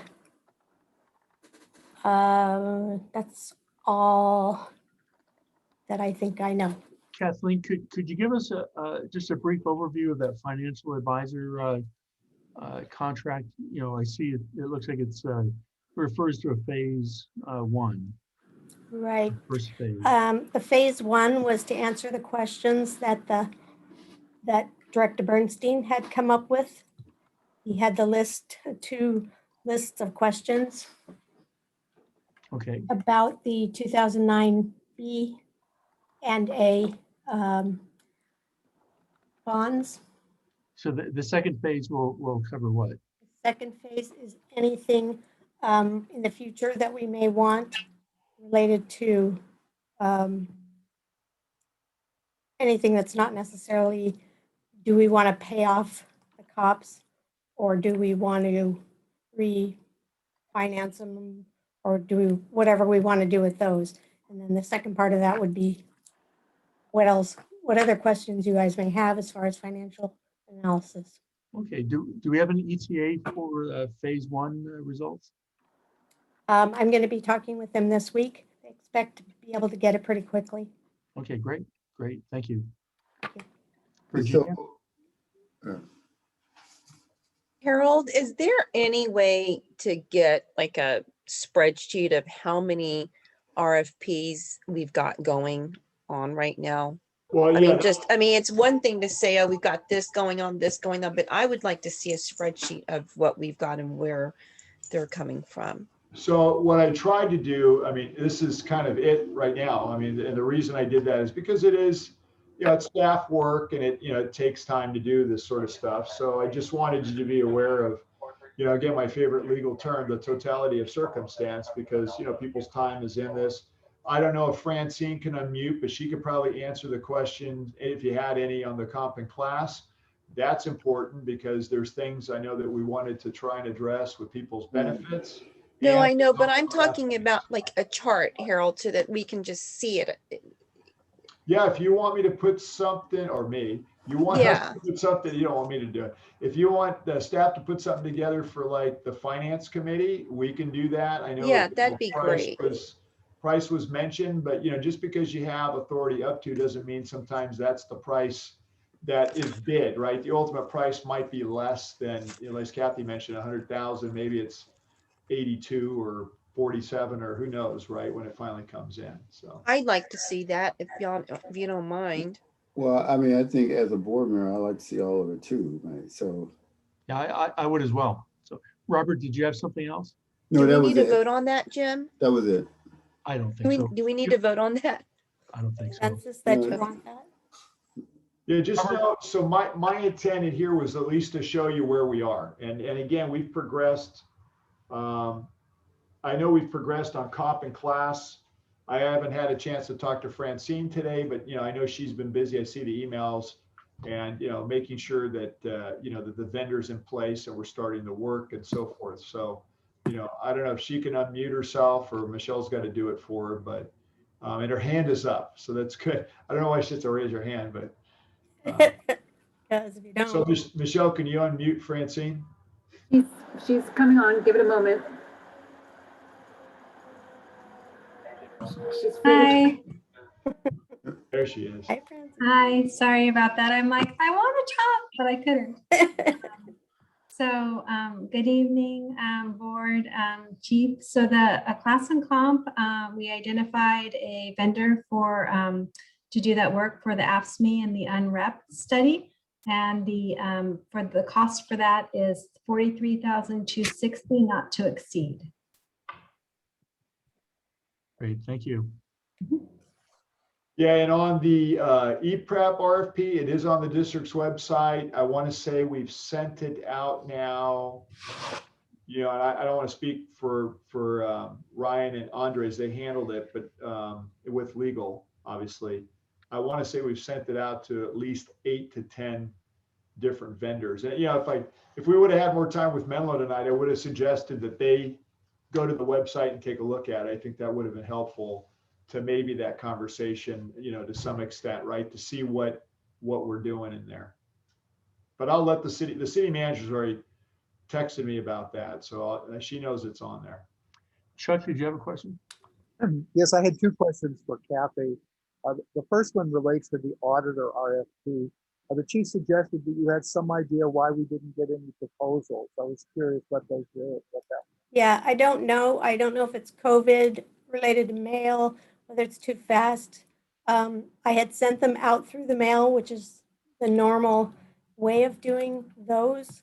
I don't know if the time frame was too short, whatever it may have been. I didn't find out, but I did reissue it and I sent it to probably about 15 different CPAs and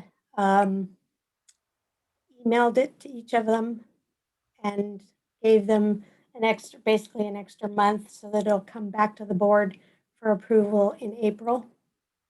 Okay, so It just went out last week. nobody called you back and gave you any indication of what the problem. Nothing. There was one set of questions that, were kind of nothing questions, not like they would find that to be a problem. It was just a quick question and that was it.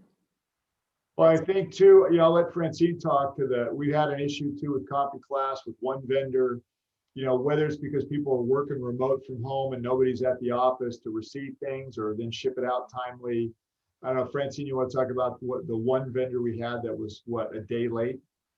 Yeah, so they were, we had requested a hard copy versus an email transmission, and they had, I guess their UPS store that they do the drop-offs changed the pickup time. And yeah, so even though they were dropped it off at their normal time, the pickup time changed and they weren't made aware of that. So they were outside of our period, our open period. So it was unfortunate. Yeah. So there's anomalies that are occurring in all these. One of the things that we did different with ePrep, knowing that was you know, in the wind that, you know, again, we had no one for the audit, that we're having problems with people responding back to comp and classes. We tried to front load the vendors so they knew, you know, when it was coming. So we did spend a little more time on the front end.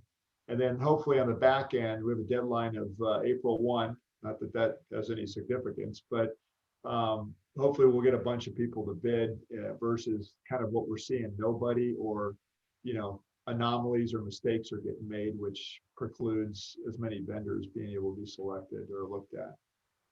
One more question for Kathy and then one for our attorney. Kathy, the financial advisor, there are two firms listed. Are they different in terms of what services they provide? They're very similar in what they provide. Why did you pick two rather than just one? I feel very strongly. I've worked with K&N. I know they'll do a really good job on all the, you know, I had told Stephen that they're probably the smartest people I've worked with. So I wanted their response on that, but I also got a good feeling. I haven't worked with NHA, but I got a good feeling from their materials that they could do some further types of analysis related to anything else. Okay, thank you. Maybe we could talk a little bit more about that at the finance committee meeting too. And I'd like to ask Stephen a question about RFPs. Is he still on the line? Yes. Okay. Stephen, we issue an RFP and we issue certain rules and so forth. If a respondent has a technical difficulty and, for example, the response arrives a day late, are we required to eliminate that? In the context of an RFP, you are not required to, but I would say it is certainly, if not best practices, close to best practices to hold proposers to the standards for delivery that you ask. I mean, I think I can think of one example in my career where, you know, FedEx shut down because there was a snowstorm, and the mad dash to get to some other plane, and you make some exceptions, but it's unusual, and I would not say recommended, but not required. Okay, thank you.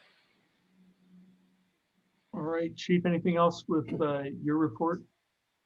Yeah, no, and I would, you know, in response to that too, I mean, Francine and I looked at that. She looked at me, you know, hey, it's too bad, you know, you're a day late. I wouldn't say $1 short, but, you know, the rules are the rules, and unfortunately. Yeah, and it's kind of difficult, right?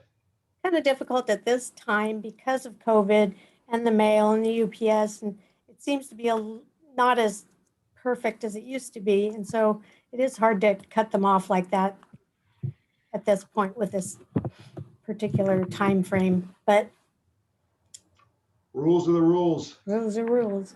Jim, I have another comment. Yeah, Chuck. Chief, I just wanted to mention, it's my understanding today, you mentioned a lot of things about COVID interfering with this and that and so forth, but apparently San Mateo County today went down into the orange zone. And yeah, good.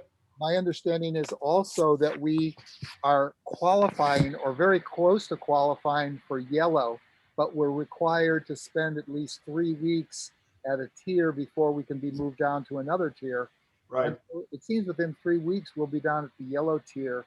And I just would make the comment that I hope that we can get our staff back and fully working and so forth at this point. In the orange tier, regular businesses can reopen, and even if we didn't consider our business essential, it doesn't have to be essential anymore in terms of fire prevention and all that kind of stuff. So we've already, you know, just so you know, we've been having those discussions. Francine and I have been talking about that. Yeah, there are things going on to quote unquote normalize, you know, what we're doing. Understanding that, to your point, we're not quite there yet in some ways. And then even when we get there, yeah, there's still certain things that we need to, you know, do as best practice. So we're working on it. I mean, it's not, trust me, it's not lost on anybody. Everybody everybody wants to get back to normal as best, you can. Thank you. All right. Does that conclude your report? Yes, sir. All done. All right. Am I the only one that needs to take 5 minutes? No, you're not. You're not the only one. Let's take 5 and I'll see you back here shortly. All right. All right.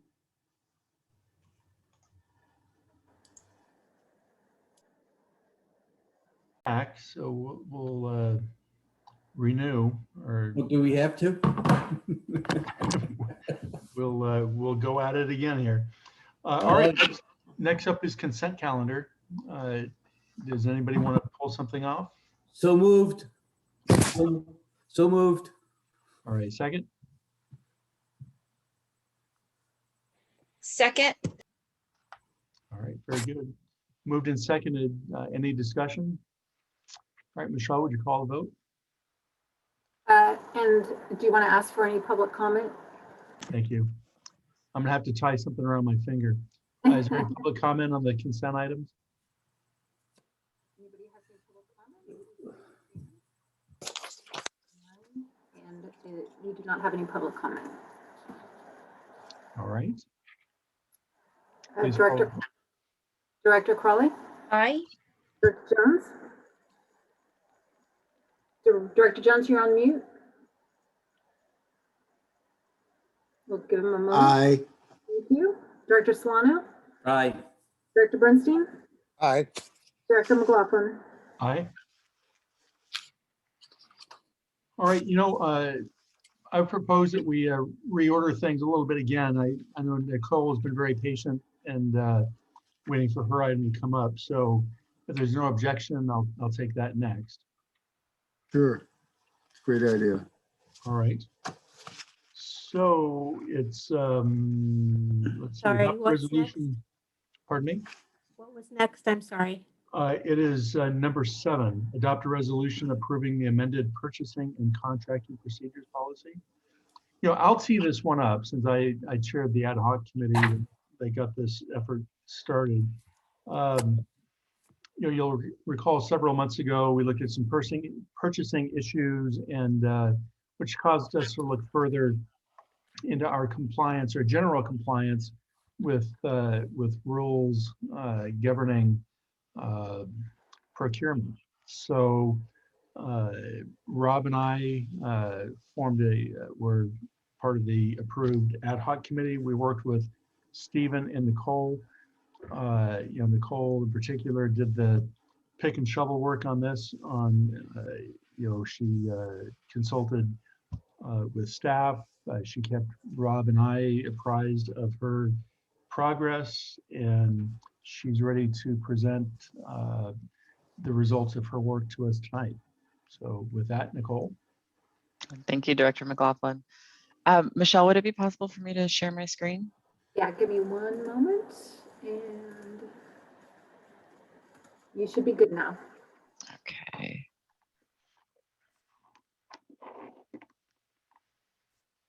All right. Can folks see this slide here? Yeah. Great.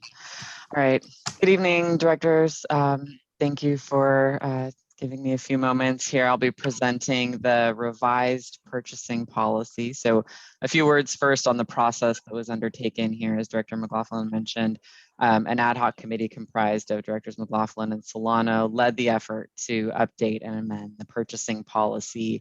The ad hoc committee worked with Steve and I to develop recommendations, and the recommended revisions to the policy were reviewed by staff.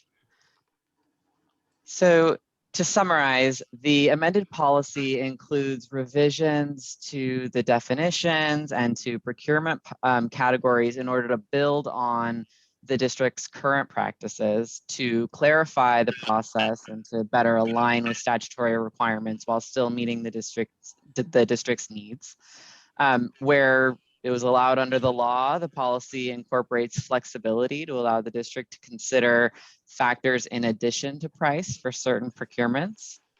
The policy includes a prohibition on accepting gifts from an individual with an financial interest in a pending procurement And for further board discussion, the policy includes a placeholder for limitations on gifts from potential or current vendors when a procurement is not pending. So just to be extra clear, this policy with regard to gifts is really targeted at prohibitions and limitations on gifts from vendors, either potential vendors or current vendors of the district. It doesn't address sort of the broader gift rules that apply to directors and others that are more encompassing. And the revised policy also includes placeholder language for the board to delegate authority to the fire chief to award contracts below a certain threshold. This item is also left blank for further board discussion. So what I have up here is really a cheat sheet that is now included as an attachment to the revised purchasing policy. And the goal here is really to direct the reader to the appropriate procurement process based on what's being purchased and the value of the purchase. So that an individual could look at this and say, well, I need to buy $50,000 worth of widgets. What do I need to do? And this sheet here sort of starts to tell them the way to go. And then obviously you can look to the rest of the policy to get other relevant details. So I'm going to leave this up here just so you all can review it. But there are a few concepts that I just want to cover to make sure that everybody is on the same page. First, the formal bidding procedure that's referred to in this chart. This procedure requires the district to award on the basis of the lowest cost bid. The request for proposals or RFP procedure allows the district to consider factors such as qualifications and experience of a consultant or potential vendor, in addition to price and evaluating proposals that it receives. And then you'll also notice that the public works threshold here is quite low. That really reflects less flexibility based on the district's contracting statute. And so lastly, as I mentioned, there are a few placeholders here, and in the revised policy for board discussion, those are the delegation of authority and the related threshold for board ratification of emergency procurements and the gift limit. And I'm happy to respond to any questions on the policy. Chuck? I wondered if you could go over, please, on the same chart, the difference between formal, informal, and open market. Certainly. Certainly. So the open market procedures effectively allow the district, or don't, it allows the district to use a very streamlined process when it comes to lower threshold, lower dollar value procurements. And really, I think the key here is that the district is not always required to go out and get multiple quotes when it's making a procurement under the open market procedures, so long as it sort of, as staff kind of goes through and documents that the price that it receives that the district is receiving is fair and reasonable. And there's a process in the policy explaining really what that is and how the district is able to determine that a price is fair and reasonable. So it's more flexible and really allows for some of these lower value purchases for staff to kind of do more of a survey to confirm that the price is fair and reasonable, and then to proceed with the purchase. Informal procedures, in contrast, do require the district to go and obtain 3 quotes, a minimum of 3 quotes, solicit those quotes. If a vendor either declines or doesn't respond in a timely fashion, that doesn't necessarily act as a barrier to the district proceeding with the purchase, but there is that obligation to go out and get competitive quotes first. And then if you could continue the RFP versus formal bidding. Sure. So the RFP is both the RFP and the formal bidding procedures are much more robust in terms of the procurement process and the solicitation documents that are developed. So the RFP process really is the development of a solicitation document that sets out the services or the goods that the district is looking to procure, the process by which it will evaluate the proposals it receives. And as I mentioned, with the RFP process, the district has the option to consider non-price factors in addition to price factors. So where the district does want to make sure that it is getting the benefit of a potential vendor's experience or qualifications and taking that consideration in. The process requires the district to, I believe, reach out to a minimum of 3 vendors for the RFP process. And there's sort of general requirements around how the district is required to post this information, the solicitation, and to kind of do the outreach. For the formal bidding procedure, this varies a little bit depending on whether it is the district is procuring public works, in which case there's a statutory process that needs to be followed, as opposed to a procurement for example, non-complex, more standard services. But effectively, the district needs to similarly prepare a pretty robust set of documents depending on what's being procured. It might need to provide specific plans and specs or simply a detailed description of the services that are being procured. Follow the notice procedures in terms of publicizing the solicitation, evaluate the bids once they're received, and in the context of the formal bidding procedure, the district will award on the basis of the lowest cost bid, where the bidder is also responsive and responsible. I'd like to ask a specific question. Public Works is contractors and construction, things like that. Yes, so if you sort of have I'm not sure if you have the policy yet, but there's a specific definition that aligns with a statutory definition, frankly, of public works. So erection, construction, alteration, repair, or improvement of any public structure, building, road, or other improvement of any kind. We had a situation where a contractor had built a facility for us and then didn't perform as we expected and threatened to sue us and so forth. And so when we came around to the next station that we wanted to build, we wanted to exclude that contractor. And I believe we were told that we could not do so. And I wanted to ask your opinion on, one, if that's true, and two, what we might do about something like that. Well, I think it would be very fact specific and it would depend on the specific context, but there is, as I mentioned, when you award a low bid contract, you award to the vendor or the contractor that you find to be responsive, which means they've delivered everything that the solicitation asked, and responsible, which means they are trustworthy to perform the services. A responsibility determination has due process requirements that are attached to it, and there is a process that the district needs to follow to ensure if it's going to find a vendor to be non-responsible, that it follows and is respectful of the constitutional requirements. So from what you're describing, it sounds to me like one option might have been a non-responsibility finding in that determination, but that's a pretty rigorous process, and I think not something that in my experience, agencies enter into or engage in lightly, because it does serve as a black mark on that contractor's reputation, and it's not uncommon for contractors to have to acknowledge whether or not they've been found to be non-responsible by that agency or another agency. So it can harm their ability to get future work, which is why you have those due process considerations. And so a contractor then could file suit against us for doing something like that. Is that? Well, you'd have to go through the process, the process of giving them an opportunity to respond, hearing their evidence as to why they are responsible. And I suppose the risk there really is that if the district didn't adhere to that process, then there is a risk of suit for violating the due process rights. Okay, thank you. Robert, did I see your hand?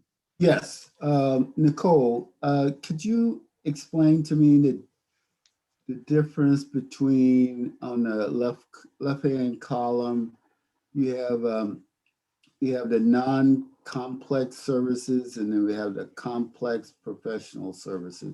What actually falls or would qualify as a non-complex services? Sure. So this is really the district, under its statutory scheme, its contracting statute, has two options when it comes to procuring services. And one of the options is to follow the process of the local county. So in this case, San Mateo County. And so this is developed to align with San Mateo County's rules because they are frankly, I think, more flexible and will serve the district better when it comes to actually procuring services. So the way the San Mateo County lays it out, complex services are those services that are not sufficiently generic or unique as to be evaluated on price alone. So if you're thinking about it, and the policy includes some examples of the types of services that might include. So I can think of, accounting services, things where you're not necessarily looking at one-to-one, very kind of generic services, whereas perhaps janitorial services would be very generic and could be evaluated on price alone.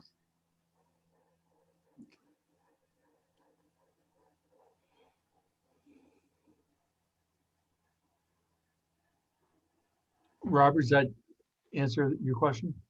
Kind of, yes, almost, but it's in the ballpark of trying to separate the two. So, yeah. I think if I could maybe, in sort of thinking through the process, and this might help explain in terms of the definition as well, where you have complex professional services, the process that is laid out here is that you can use an RFP, which means that the district can look at the consultant's experience, their qualifications, how they're going to approach delivering the services, as well as the price that they provide. Whereas when you have non-complex services, the district is going to follow a procedure where it awards to the lowest cost bidder, the bidder that provides the lowest. And so when you want to take into consideration those other elements in order to make sure that the district is getting getting the services that are in its best interest and not simply getting the lowest dollar value services, that's the complex professional services category. So the separation of the two, maybe. So just let's stick with those two. I got the formal bidding procedure, and then the RFP.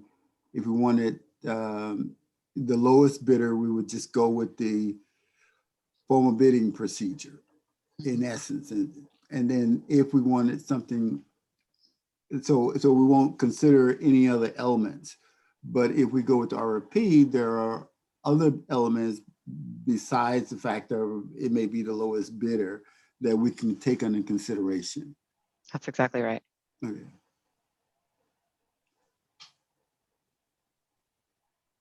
Any other questions along these lines?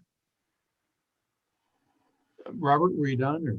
Yeah, I'm just, it takes me a while, you get old as I am, it can take a while to think through this, so I'm good. All right. Well, why don't, I think we've got some dollar amounts that we need to set. The first one I think that comes up is the gift prohibition, which is on page 202 or 3C. Are we all on that? Nicole, perhaps you could go over that section for us and include a discussion of that FPPC limits. Certainly. So the gift prohibition, as it's laid out here in the revised policy, there are two categories. There's when a procurement is pending and when a procurement is not pending. So when a procurement is pending, a director, officer, or employee of the district is not permitted to accept a gift or solicit a gift, including travel, from an individual that they know has a financial interest in a pending procurement. And then it sort of details what exactly is a pending procurement. So that's one category. The second category is when a procurement is not pending, which just serves as a general gift limitation from potential and current vendors to the district. So what this section lays out here is the FPPC's gift limit of $520 from a single source in a single calendar year. And then in addition, it sets out what it does is it provides the board the option to have a lower gift threshold for gifts from a potential or current vendor. Can I jump in for a second just to Yeah, maybe please. illustrate this with an example? I think the first category is just a flat no gifts rule when a procurement is pending. So the Pierce or Golden State fire that we just talked about, right now you have a procurement pending. They could not say to the chief or any board members, hey, here's a box of chocolates. Just no gifts. They couldn't give you a free weekend at their resort or even a box of chocolates. But let's flash forward a year from now. Maybe you've already bought the fire truck. There's no procurement pending. And now comes Christmas time and they send you a box of Christmas chocolates. And so the second category is, can you accept those chocolates? If you set the dollar value at 0, you could not accept even a box of chocolates from a vendor. If you set the dollar value at the state limit of $520, you could accept the box of chocolates, but you probably couldn't accept a free trip to Switzerland to go skiing. So the policy question is, do you want to set a threshold for gifts from vendors that are not involved in active procurements? And if so, at what dollar threshold do you want to set that limit? Before we discuss this, I'd like to hear, the chief's thoughts on this topic. So on vendor gifts, outside of Christmas and maybe they send you a box of chocolates or, a fruit basket or something like that. I can't recall that we ever get gifts. I mean, there's always the old rumors that, when we bought Seagraves in the 50s and 60s, the fire chief ended up with a new Cadillac. Whether that was true or not, it's not true today. I don't drive Cadillacs, but I'm not worried about it. So whatever restrictions you place on this, I think that any kind of gift kind of makes it look bad anyway. Outside the normal, like I said, that the Christmas holidays, they send a box of chocolate for staff to have or something like that. I don't see that out of line. But let me ask Stephen that question. If the vendor sends the box of chocolates to the office and not to an individual, do these limits apply? No, short answer is no. I mean, for instance, if they send a box of chocolates to the chief and say, Chief, thanks so much, here's some chocolates, hope you and your family enjoy it. That's different from, Chief, here's some chocolates, please put them out on the front desk for all of your staff to enjoy. Okay.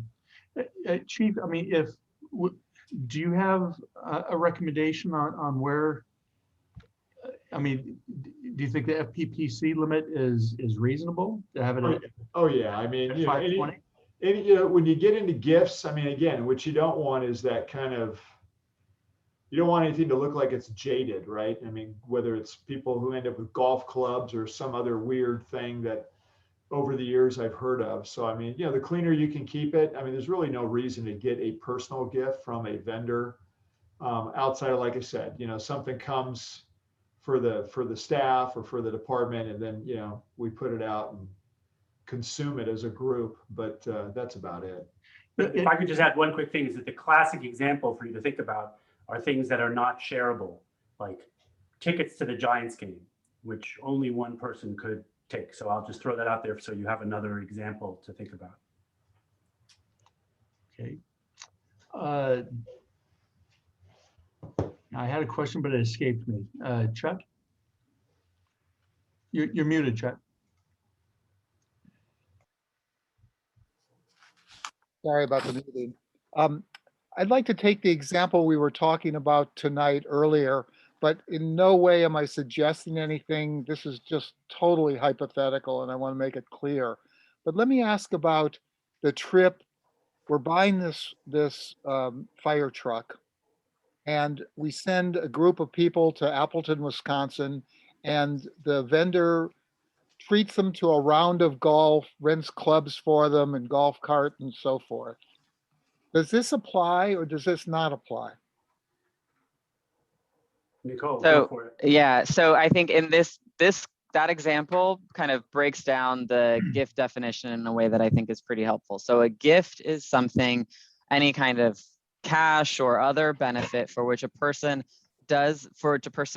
receives a personal benefit and does not provide additional service or value that's equal or greater than what they received. So if district staff are going and they are working for the district and doing the work of the district and inspecting fire apparatus, then that is not a gift, even if it were provided by the vendor, especially in the context where we're talking about the district pays for it. If after hours, folks go and they do a round of golf, then that is a gift in that it confers a personal benefit. There is no reciprocal value provided. And in this case, it comes from a vendor. So whatever limit we set here would apply to that situation. Right. It would apply to any time anyone receives. I mean, a gift is very broadly defined and it can really be anything. But what it is not is it is not anything where an individual is frankly doing their job, providing services and doing the work that they are hired by the district to do. Kathleen, I'm sorry, Chuck, we done? Yeah, that clarifies for me. Thank you. Kathleen? You're muted. You're muted, Kathleen. I'm not going to do that this time. Anyway, let's say if you go to a conference and they're bankers and they say they're taking all of their clients out to dinner. Is that a gift under like a personal gift, I guess? That Yes. can that can definitely be a Just gift yes. unless, yeah. Period. Full Yeah, stop. fair enough. There are all Even if sorts it's of with a- complicated rules about conferences and attendance, but going out to the vendor taking you out to dinner is a gift. Even if it's with like all their other clients. Sure. That means Because a it's gift about to the a lot of value that people. you receive. Yeah. It's a bigger gift to more people. Is Yeah, there, that's is So there, a dollar on the table. I'm sorry, Kathleen, were you done? Were you done? You know, is there a reporting requirement regardless of the dollar amount set here? So the FPPC's gift rules do include a reporting requirement, $50. That is, I think, separate from what we are talking about, which is setting just a general across the board gift limit from vendors. But there is sort of on top of that, there are regulations related to reporting gifts. $50 is the limit. Anyone else? Thoughts here? Virginia? So are you saying, are you thinking that you might be okay, or the rest of the board might be okay with the FPPC's gift limit? Well, I personally am not. I think it's too high. And I'll just share with you my thoughts. I think the incidental, to Kathleen's point, you're at a conference and, there's T-shirts or coffee mugs given out. I mean, really nominal value things that aren't likely to sway opinions or judgments or attract inordinate amount of attention to a particular vendor. I personally don't have, in fact, if the FPPC reporting requirement is $50, then I think that becomes a reasonable ceiling. You can take the T-shirt, but not when we start talking $520, that could be a great night out with dinner and drinks and a show. And if you had 3 or 4 employees, that dollar amount would apply to each one of the employees. So for me, $520, I think is too high. I think 0 is a little draconian. If the reporting limit is $50, I think that becomes a reasonable ceiling. Those are my thoughts. Chuck? Yeah, I was going to suggest exactly the same thing.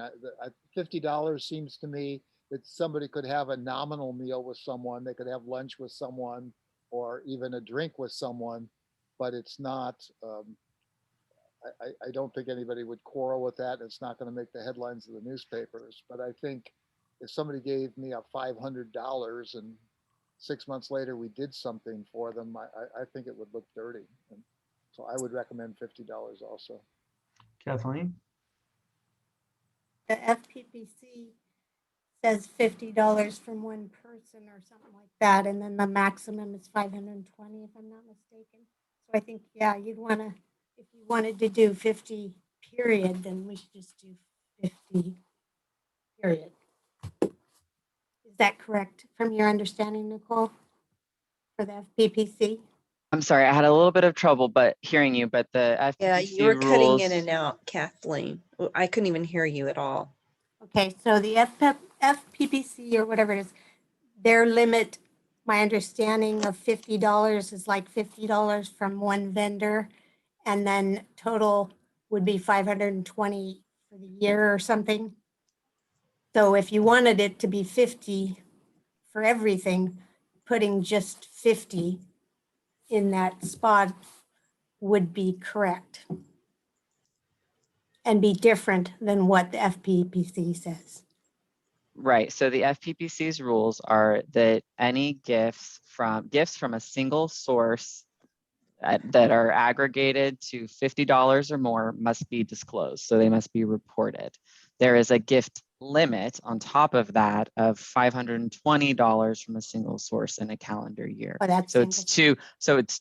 With regard to the FPPC's regulations, it's two different requirements. One is the threshold for disclosing the gift, and the other is the ceiling on the gifts. Okay. Keep in mind also, directors, that the FPPC rules apply to board members and employees who are Form 700 filers, whereas the threshold that you are now considering applies to just everybody. Right. Any other discussion on this item? Well, if we were to put a range there, I mean, are you thinking that it's just $50 flat, or should we do like a $50 to $100 range? What I don't want is to have people in a situation where they're not even realizing that they've gone beyond the gift limit. Well, I think that would be a zero. I mean, if there was a blanket zero, you won't accept anything of value from anyone under any circumstances, that could be an absolute. And there are jurisdictions that do that. The federal government is very rigid in this area. If you're included in a group that goes out to dinner, and I did it many times, I write that check for dinner, or I ask for a separate check and I pay it myself to avoid any issues. And I was required to do that. So again, for me personally, I think zero is a little draconian. Again, the T-shirt, the coffee mug, the pens, all the things that, the swag bag from a conference or whatnot. I don't think it's going to change anybody's view of a particular vendor. But yeah, I think we get beyond $50, and I think it eliminates the reporting requirement for the employee. But I think we get beyond that. I think there's appearance issues, and I think there can be, and I've certainly seen, real problems emerge in favoritism, bias, and whatnot. Those kinds of issues start to emerge. I've seen any number of them over the years. So again, for me personally, I think $50 is a reasonable amount, keeps us below the reporting threshold, and covers the nickel dime stuff that comes your way at a conference. Chuck? I mean, it doesn't really matter to me. I really don't even take the gifts. I'm like you, Jim. I'd rather pay for my own stuff, right? Yeah, So if you get the swag bags or whatever, I mean, I've never gotten $50 worth of stuff. No. Chuck? I think there are things that you're not even aware of. So it means you could go to a conference and somebody has a a reception at in one of the hotel rooms, and they have food and drinks and so forth. It just allows you to partake without and know that it can't. I mean, unless you were drank too much or ate too much, you're not going to go beyond the $50 limit. You can just feel comfortable that nobody would quarrel with that. And I think that peace of mind, I think it's actually helpful for people to have that peace of mind. Do you want to make the motion, Chuck? I'll make a motion to insert $50 into Hey, that. Chuck, you got to talk into the microphone. Oh, I'm sorry. I'll make a motion to insert $50 on page 202, where the 3 X's, paragraph C2, where the 3 X's currently are located. All right, I'll second that. 202. It's labeled C, gift prohibition. Yeah, no, I see it. I was on the wrong page, but yeah, I Second see it. paragraph. So what's the current amount? Kathleen, do you know? It was the FPPC amount because there wasn't one. So the FPC was 520? I think Right. 520. Yeah, and honestly, I've yet to see anyone at the district getting any gifts other than boxes of chocolates at Christmas, like the chief had said. That's for everybody. Yeah, we used to get, every once in a while, we get booze and we would send it back. Yeah. So, you know, that stopped happening. I mean, either we call and say we just can't take gifts of alcohol. I mean, you know, it was nice. It's a nice gesture, but, you know, it's not in line with, you know, public safety, specifically to get alcohol delivered on site, as an example. All right, any further discussion? Yeah, I'm kind of tossing $50 and $100. I you know, because you know, it's all like, even if you get a going out for breakfast these days, it's, you know, going to cost you almost $50. So I guess that must be okay too, as long as you stay within a certain dollar amount. That's why I suggested the range.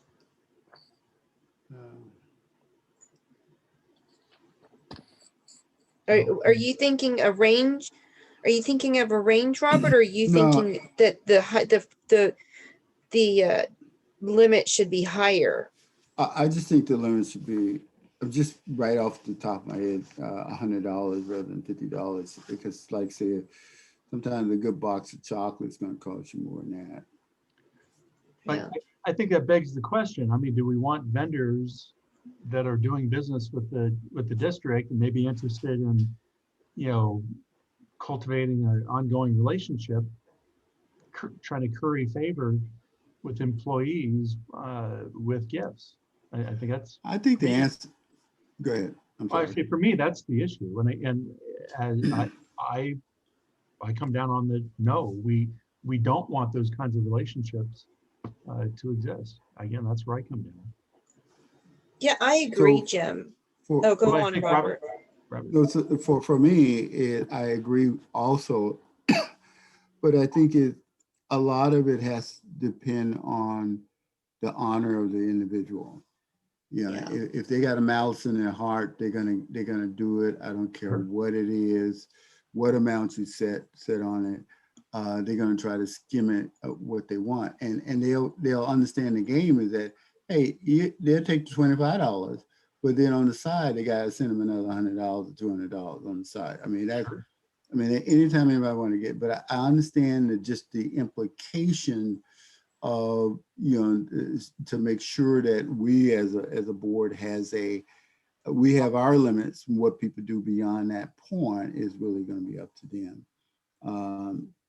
That's where, you know, like I say, it just depends on if someone's true in their heart, and like say, if you're going to take them out to dinner, you know, I mean, even some of the smaller, maybe not a 5-star restaurants, you know, one person's going to go more than $50. I mean, in terms of that. So you know, that's why I looked at just a little bit higher, not necessary, but either way, it really doesn't matter. So I'm just expressing my point of view. Rob? Yeah, Jim. We have a motion and a second. Can we, if we don't want any more further discussion, can we vote? If there's no more discussion, I'll ask Michelle. Well- All right, Michelle, would you call the vote?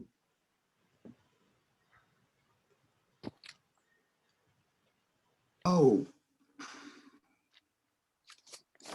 Robert, did you have, one, it's for Nicole, is this a cumulative, Michelle, amount, or is this just a one-shot amount?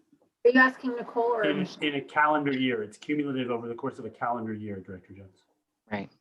So it's $100 or $50 for the whole year, For the Steve? whole year? Right. Correct, from Oh. one source. So you, Wow, that's real, that put a different twist on things. That, well, from one source. So you can go out with, Bill from, well, so I'll I leave it hear where you're trying to go with that, but it's all like, if I go this month, going up and I get him, I need to go back again. I don't use that first $50 and for the whole year, and he can't take me back out again, so. from one source. Yeah, from one source, right, exactly. All right. All right. Like so there is a Director motion and a McLaughlin. second, so perhaps if it doesn't pass, you can discuss alternatives. No, I want to hear what Kathy has to say. To say, like Director McLaughlin had said, if you did want to go out with that person again for some reason or whatever, then you pay for your own. Write them a check if you have to, or, give them the cash. Right. All right, Michelle, would you call the vote? Director Curley, Can y'all repeat the motion again?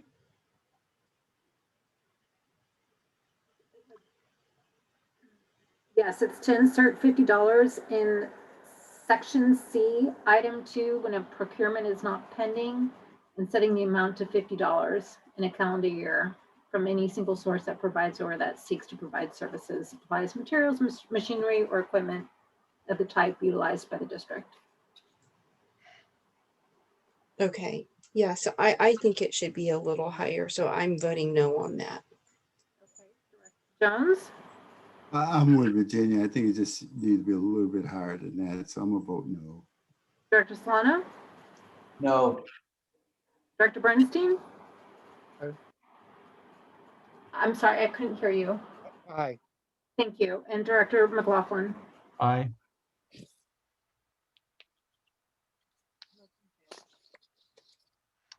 Okay, well, it fails, so, I'd like to make a motion, Jim. Rob? Yeah, I'd like to make a motion just to go along with what the political practices committee recommendation is. And what amount was that again? $520. How much? $520. Yeah, that's my motion.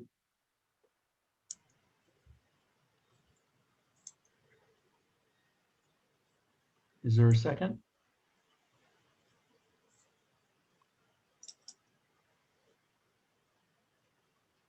Right, the motion fails for lack of a second. I'll make a motion, Jim. Virginia? I'd like to make a motion that that we have the limit be $100. So it would be an insertion of 100 where it was versus 50 or 529 or whatever the FPPC amount is. So the limit is $100. All right, I'll is there a second that. I'll second that. Okay, moved and seconded. Any discussion? I'd like to just ask a question of either Nicole or Stephen.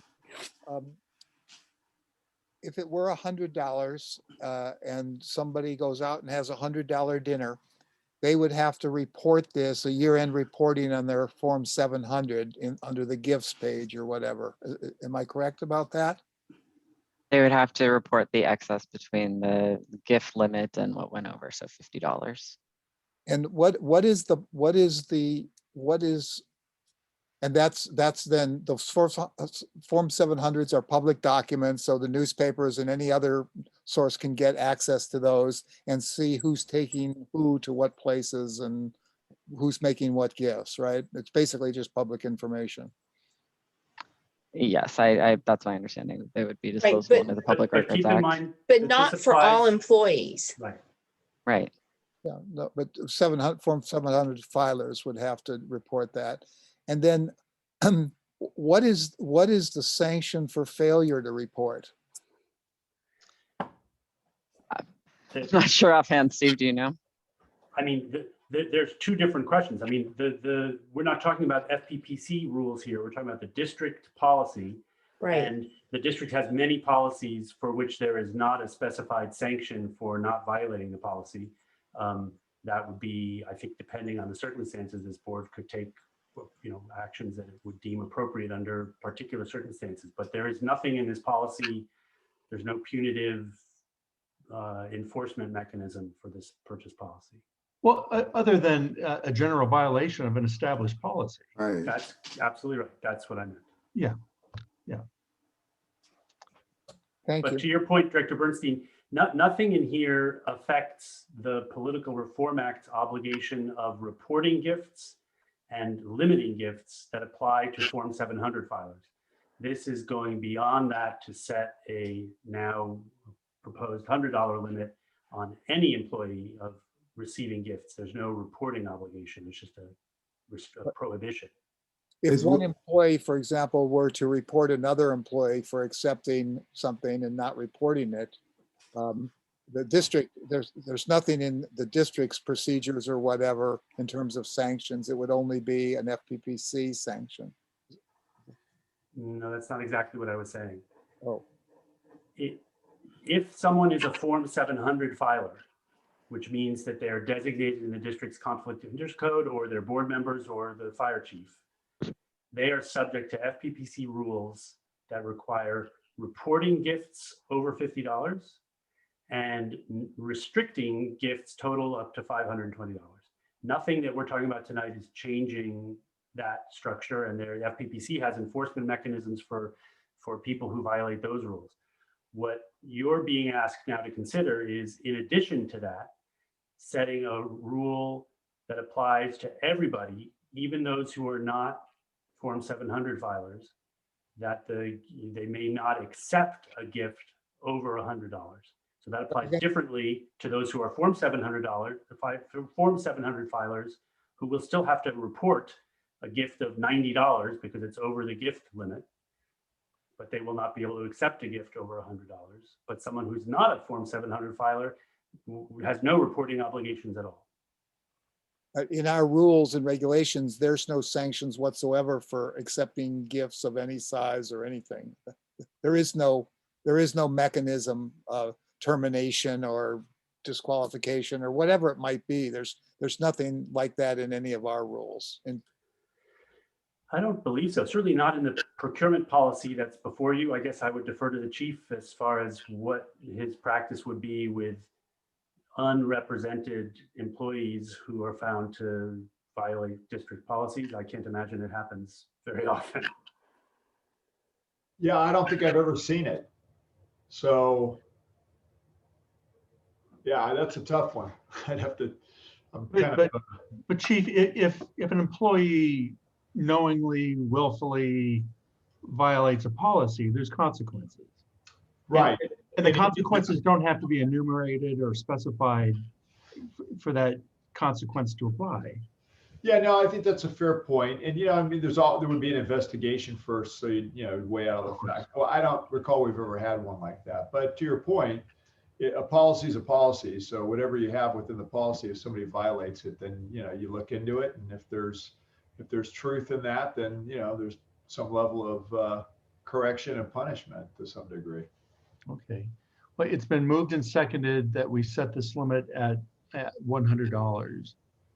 Any further discussion? Okay, Michelle, could you call the roll? Director Crawley. Aye. Director Jones. Aye. Director Solano. Aye. Director Bernstein. nay, That was a nay. nay. Thank you. Director McLaughlin. I, with the note that I think it should be lower, but I'll go with the $100. All right. The next item we need to address is on page 208, chapter 7.0, exceptions to the competitive purchase process. Could you give us a brief overview of that, Nicole? Item A. Certainly, and it might be that a useful way to think of this is related to the delegation of procurement authority, but this item here is really about instances when the district, due to emergency services, needs to forego the Nicole, competitive. Could I I'm sorry? interrupt for a second? I'm really sorry, but I think the first thing you said is super, super important. Director McLaughlin, I think you should jump to number 8 and fill in the blanks for section 8, because that will just automatically fill in the blank in that you mentioned in section 7. All right, So thank you. I'm really sorry to interrupt you. No, thank you for that. No problem. So we're on page 210, item 8, delegation of procurement authority. So this section really gets at the ability of the fire chief and any sub-delegate to award contracts under a certain threshold. This is different from the thresholds that we still have up on the screen related to the process, the procurement process that needs to be followed. This is about the authority to actually ultimately award the contract. So the way this is framed, the fire chief may award contracts up to X amount. The board must approve award of all agreements up to that exceed X amount. The fire chief is authorized to approve change orders and amendments to contracts awarded up to any board established contract contingency. And if a contract doesn't have a contingency, then there's a blank for a percentage within the chief's authority. And then as this section goes on, it goes on to clarify that where authority was delegated to the fire chief, he may then sub-delegate that authority, and it provides some parameters around what those obligations are, including ensuring that the individual or setting out that the individual is responsible for making sure that all requirements of law and district policy are have been met, that the district employee exercises highest standards of professional integrity and ethical conduct, and just sort of sets out these principles that are the guide rails for that sub-delegation. Just to make sure you know that, so your current policy has a threshold of $100,000. Below $100,000, the chief has the authority to award a contract, but above $100,000, it has to come to the board for approval. And the current policy also has the sub-delegations built in. So deputy chief and administrative services manager can award contracts less than $50,000. Division chiefs and fire marshals can award contracts less than $30,000. And battalion chiefs and mid-managers can award contracts less than $15,000. Right, Chuck? Let me make sure I've understood this before. I thought with public works projects, they could not exceed $25,000. Am I? If I'm understanding your question correctly, I think I want to draw the distinction between the process that you have to follow, the competitive process, versus the actual award of the contract. So for a public works contract, the threshold at which the district has to enter into the formal bidding procedures is $10,000. That's separate from the authority to award the contract.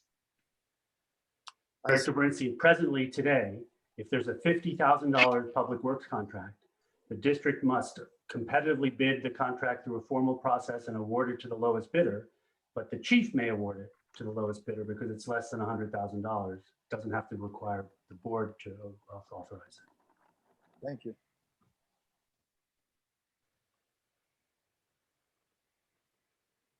Any other discussion on this? Do we want to leave it at the $100,000 level, or do we want to reduce it?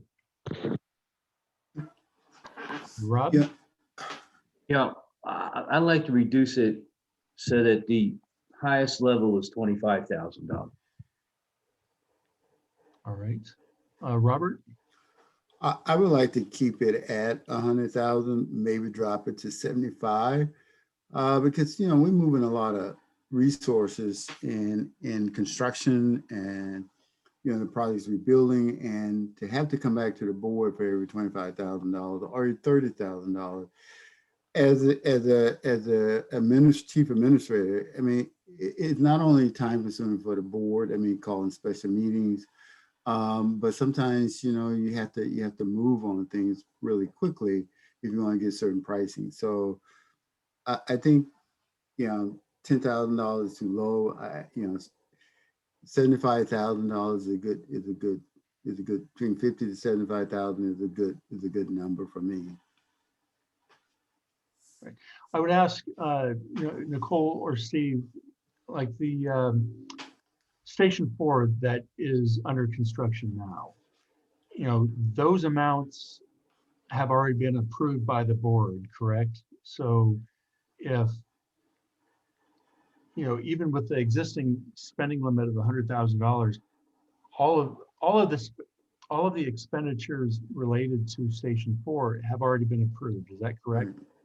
So they still have to meet, the requirements to apply for public works and whatnot. Am I viewing that correctly? This policy will not, this decision, any decision you make tonight will not have retroactive effect to countermand a decision you've already made. Well, I guess. Understand your question? No, I'm probably not asking it correctly. The board has authorized the dollar amount associated with the construction of Station 4, say $12 million. A little bit over the threshold of we're talking about, but yes, go ahead. Right, that's already been authorized. Correct. So any expenditure related to that project has already been authorized. Is that correct? No, that's not correct. I mean, there could be some future need for a change order, or you discover you need to buy new sprinkler systems that you hadn't, or you need to want to hire a consultant to inspect something or other. I mean, there could be. I should qualify my question then. We approve the expenditures for the approved plan. Yeah. So it'd be any exception to what's been approved would be subject to that $100,000 spending. That's right. Okay. Nicole, and I think that's right. Yeah, no, I think that's correct. I actually am not, I don't recall offhand if that contract included a contract contingency. I believe it did, but right. So then, I think it would sort of apply to the changes that Steve has mentioned. And that's the upper limit is 100,000. That doesn't mean you have to go to that level. Yep, I'm recognizing Kathleen. Oh, sorry, I couldn't see you, Jim. You're muted, Kathleen. Working on it. Okay, so in 2018, in July, we had changed the levels for this to be higher to that 100,000 because it seemed like, and I remember distinctly Director Bernstein hating that so many things came to the board. He's like, yeah, let's just put a number at it, and because that it was a ton of reporting when it has to go to the board. I think it might have been at 50 at that time, but was raised to 100. Anyway, so that was just 3 years ago. It seems to have been working fine. I don't know if from your perspective, it's not working fine now. So that's it. That's all I have. Thank you. Thank you. Virginia? Yeah, I remember that too. I think Chuck may have been the board president at that time because there was just so much coming at us. So, I mean, I would, I don't know. I mean, I would like to keep it at 100, at the current level. And if we have a problem on how the money can be spent up to that level, that's another issue. But what I don't want is for us to lose the ability to have the chief make decisions so that it keeps the fire district nimble in terms of getting things done. If I could add just one more comment along those lines that may be of interest to you all. There's one new element in this policy which requires the fire chief to report to the board the procurements made on a quarterly basis, the procurements made below his or her contracting authority. So Low? below. So if you leave it at $100,000, you will get a report on all those procurements that you did not approve because they were less than $100,000. So there won't be a black box that you'll never know what the district is buying. You'll still have some transparency in reporting. And maybe that's a useful tidbit for you to consider. And what's the time frame associated with that requirement, Stephen? As Is that within presently 30 drafted, days it's or- quarterly, but it could be, you could change it any way you like. Be monthly even. Okay. Chuck, I think you had something. I don't remember the circumstances for, and let me just say, things, when we discussed procurements before, there were things coming to us that I didn't think that, in fact, I thought they'd already even been approved, and then we were having to approve them again and so forth. I think this is a much more complete look at the whole process and what's required. But as I look at it now, I think if I was the advocate for raising it to 100, I think I was wrong. And I will support Rob's limit of $25,000. I don't want the fire district to be nimble. I don't even know what that means. I mean, we should be planning what we're doing. Any purchase that's say $90,000, somebody should have thought of that at least a month in advance. $90,000 expenditures shouldn't pop up here and there. And while it could happen maybe once every couple of years, it shouldn't be a regular procedure. I'd like to, and we saw this got us into trouble with the Chilco expenditure and so forth. I'd like to see this brought down to $25,000. I think that's more than enough nimbleness. Robert? Yeah, I mean, you have to walk in the shoes to kind of understand if you ever never been in a development phase of construction. There's always checks and balances that it can be put into place if people have a sense of not understanding of what's really going on. It's just like having to give chief or anybody else having to give a reporting of those costs that was actually made outside of a board decision up to a certain point. I mean, that's the checks and balance. That's the nimbleness that I think Virginia was alluding to. And that's pretty simple in the business world that I know of, have been part of, that you need that instead of having to come and waste the board time all the time. Every $25,000 that come up, look how many $25,000 checks and stuff that goes on in the, or $23,000 checks and stuff that are written by the board on a monthly basis. I mean, there has to be, I think, some flexibility, and there has to be accountability. There has to be controls, and I think those controls can be in place to allow the board to have a sense of understanding that the board is not being taken advantage of, or the district is being taken advantage of by an employee who may be zealous in certain things. But I don't think we have those kind of characteristics of people around us on the board. So I think it should stay at 100,000. I mean, you can bring it down to 75. It doesn't really matter. But 25, I think, is just way too excessive on the. You just want to tighten the person's belt to the point that they can't breathe anymore. Rob? Yeah, Kathleen? Yes. Question for Kathleen. Kathleen? Yes. Monthly, how many expenditures do we have more than $25,000? Off the top of your head, it doesn't have to be just a roundabout figure.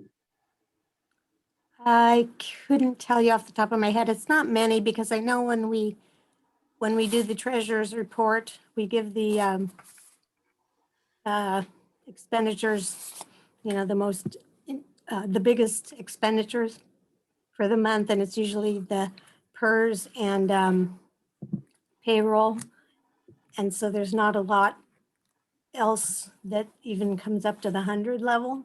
So I don't, So we're mostly talking about overtime issues then, would be, no, that's not it either. But I will tell you, one of the reasons that we had raised it to 100 as well was because the board meetings were getting to a ridiculous length because there were so many more things to be approved that they were getting past midnight. Anyway, that was another reason. Do we remember this? Anyway. yeah, it's coming back to me pretty soon here. Thank you, Catherine. So it's not like more than 5 or 3. Good question. I wish I knew that off the top of my head. Okay. Don't. Thank you, Jim. Right, Chuck? Well, I just want to be clear. I'm looking at page 210 here, and the issue here is not payments of bills or expenditures. This is awarding and executing agreements and leases. So this is something that, again, if it doesn't involve payroll or anything like that. This is just for an agreement and a lease. Right. Yeah, he was asking me. Okay. What I'm saying to you is the limit we're talking about relates not to an expenditure, how much a check is. Right. No, I was just, Chuck, I was just trying to get a, type of prediction, even if those expenses exceed that 25,000. That's what I was trying to do. I've heard dollar limits of 25,000, 50,000, and 100,000. Does anyone want to make a motion for any one of those limits? Rob? I 25,000. add something before you do that? Sure, Chief. So just remember from a practical standpoint too, and I know it's not been discussed. So you got staff that goes out and gets the bids for work, and typically those are 30-day, right? So it's good for 30 days. So sometimes you're working against the clock here, and depending upon if you're waiting for a board meeting, let's say the day after the board meeting, something comes in, you're waiting for the next board meeting.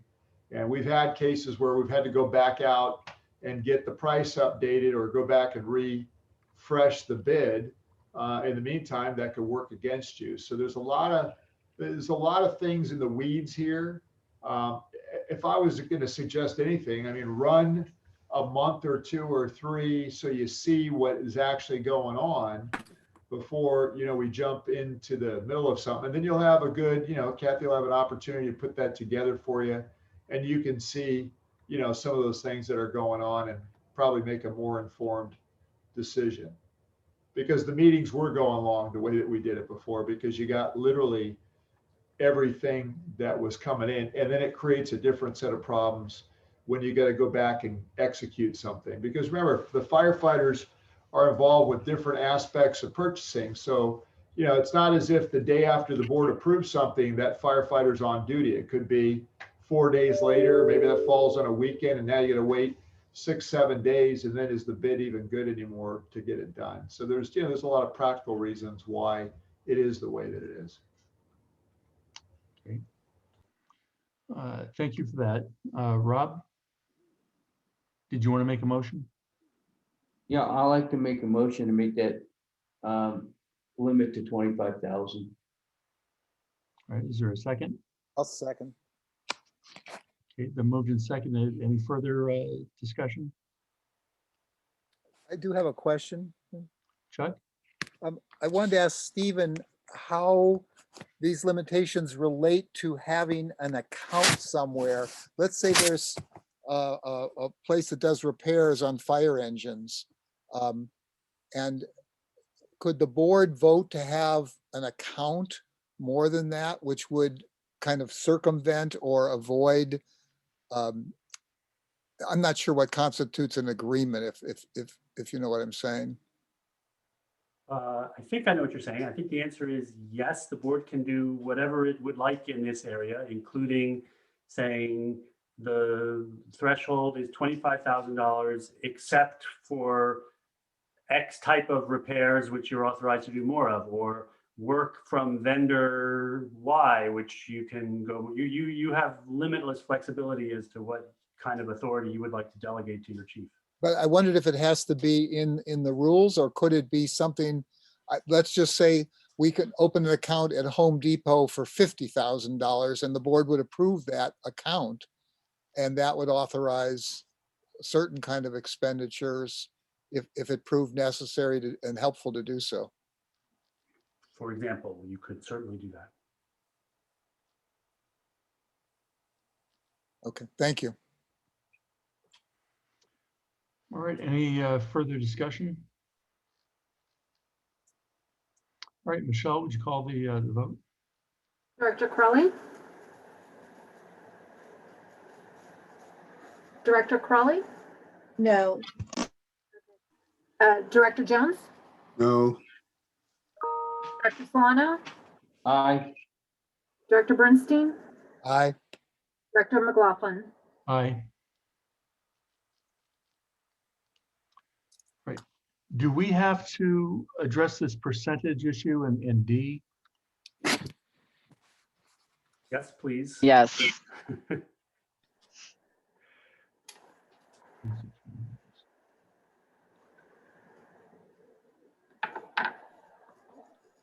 All right, could you go over that briefly, Nicole? So this is for contracts that don't include a board approved contract contingency. It sets a percentage up to which the fire chief is authorized to approve change orders and amendments. As long as it doesn't, the cumulative increase of each of those modifications doesn't exceed that percentage. Is that, do we have that established now, or is this new policy? I don't believe that is established in the current policy. Kathy, do you know offhand? What's the question? I'm sorry. Is there currently a authority delegated to the fire chief to approve change orders and amendments to a contract where there's no contract contingency up to a certain percentage? I don't see it in here.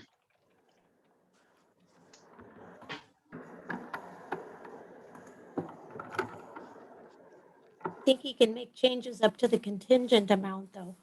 Like say we were talking about the tiller truck today. And we said 1.5, whatever the number, but it was gonna have that additional amount in case of change orders. Mhm.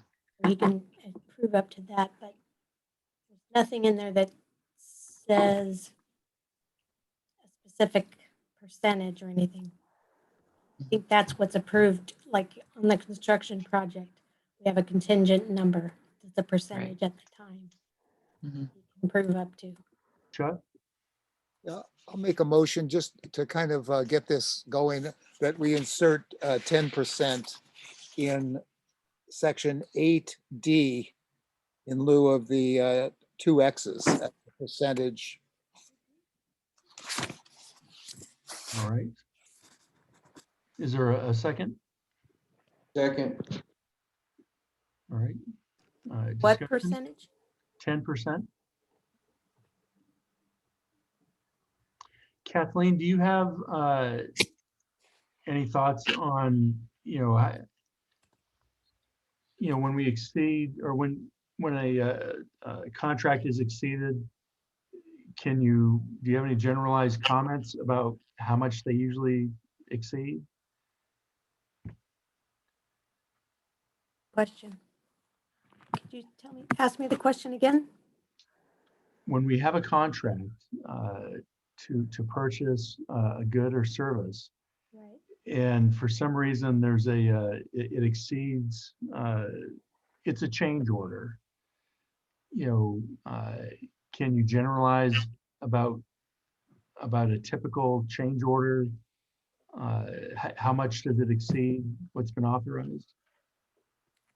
No, I don't think there's that kind of a generalization, just because the only time that I've seen it has been in construction projects, like when we're doing the stations. And that can be for a wide range of things, but I think they can't exceed, I want to say 10%. Yeah, 10% is probably the norm in that. Okay. On a change order for the occasional construction project change. All right. Director McLaughlin, if I might, I just would underscore what Kathy said on the construction side of things. I think the other area where this new procedure might be of value to the district is actually on the less structured, lower value professional services agreements, where if the board authorizes a contract for a not to exceed amount of $125,000 and it turns out you need an extra $800 or even $8, having a small cap above the approved contract amount provides some flexibility. That's where we see this type of a contingency being particularly useful. Okay. Well, it's been moved and seconded that this limit be set at 10%. Is there any other discussion? So what's the current limit right now? This would be new policy. 0 is the current limit, therefore. Yeah, there's no provision for this. So it's actually, I think, building some flexibility into the process. Jim, I have my hand up. Virginia? So I'm okay with the 10%. But I want everyone to know, I did ask, how, and this was actually from my, when I was in the middle of my schooling for my MPA, because this is always part of, some of the staff reports, even the draft ones that we were dealing with, this X percentage of contingency. And I asked the question, how is this number even determined, right? This percentage. And a lot of, the answer I got back from other professionals was that it just depends on the situation. And so my question to Kathy and Harold is that, is 10% too high, too low? I mean, 10% to me seems pretty reasonable, but I don't know how it is for non-construction projects. I mean, I would almost go with even lower for non-construction, but that's only because I would want the non-construction kind of contingency percentages to, price to be, or RFP, whatever it is that we're looking at, to be more accurate rather than, having this even a 10% swing. I can see this on a construction project. And I think for one of our projects, we even had a 15%, I can't remember. But in any case, what are you seeing for non-construction? What is the norm? Maybe you're Steve or somebody. I can't even think of a case of it recently. I can see how the example that it went 800 over or something, I can see that, but I don't really, it doesn't really happen often. I mean, sometimes it just seems like, when for these non-construction projects, and this has nothing to do with our staff, but instead more on the vendor side, where they're going to give us X number of, this is how much it's going to cost, but then it turns out that you want a higher contingency so that there could be I don't know, almost an abuse in the flexibility. It just, and maybe 10% is not a big deal, but I'd rather have a way of having it more accurately. Yeah, I generally see them sticking close to what it was they said, because that's what the point of it is. I want to know how much this is going to cost, and you're quoting me what that cost is. If you're going over it by the end of the contract, yeah, maybe there's things that can cause that, but generally it shouldn't. That shouldn't be a norm. Generally it shouldn't. I know, I agree. Anyway, so those are just my thoughts. I don't mean to ramble. Okay, it's been moved and seconded that we set this limit at 10%. Any other discussion? All right, Michelle, could you call the roll?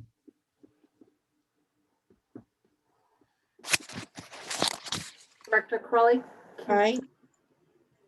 Director Jones? Aye. Director Solano? Aye.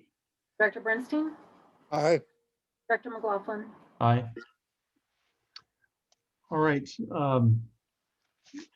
If I understand correctly, Stephen, by approving the delegation authority to 25,000, we don't need to take any action on page 208 that item 7A? That's correct. That number will be the $25,000 delegation threshold that you already approved. Okay, But what does remain is to approve the policy as a whole with the small or important, but small numerical changes that you've just authorized. all right. All right. As Stephen points out, that brings us to approving the policy in whole. So, Sorry, is there not the section 8, section B? The board must approve the awareness of all agreements and leases for equipment, supplies, materials, services, or public works where the total contract amount exceeds, and then that amount? It's That, same number. It's the same 25. 25,000 applies. Right. It's the 25,000? Yeah, Oh, okay. I thought that was just, the motion was just for A. So it's for A and B. right. And then 7A. Right, I got that. I 2A. got that. Okay. All right. Chuck? I'll move that we adopt or let's say I move that we approve the amended purchasing and contracting procedures policy as determined tonight. I'm really sorry. Before there's a second, I just noticed a small error that you could easily fix through this motion that you're about to make. And I wonder if I could beg your indulgence to fix this. Please, please. So section 8A and B that Michelle just mentioned, 8A sets the limit as for contracts that do not exceed 25,000, and B sets the threshold for contracts that exceed 25,000. This is a mistake on our part. It doesn't answer the question of what happens if it is $25,000 exactly.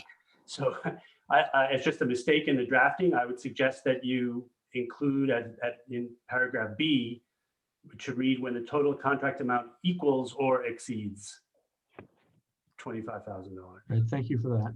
Sorry about that. Stephen, I actually thought that you had done a very artful thing, because if something is $25,000, it does not exceed 25,000. Well, that means it's not an A. I appreciate your indirect compliment, but so would that fall into categories A or B as you're thinking of it? It would fall into neither category. If it were $25,000, it would fall under category A, because it does not exceed 25,000. It is 25,000, but it doesn't exceed it. I think I'm going to defer to the umpire of all things. Nicole, was that the intent in drafting that, or? no, I mean, and I think I would love to say that is what we intended, but I think especially looking at the rest of the policy and how we frame it, it's better to kind of set the amount and then what's above that amount as the distinction. But you raise a good point, Director Bernstein. I think I would love to, when we can meet in person, the first beer is on me to discuss the wording of this section. In business school, we call this continuous or discontinuous calculations. But I think we ought to be able to give a $25,000 contract. So I just didn't want to do it exactly the way you said it. Could we have it so that A says it exceeds, or it does not exceed, or it equals or does not? Is there a way we could do it so that the contract could be 25,000 and doesn't have to be 24,999? $25,000 or less.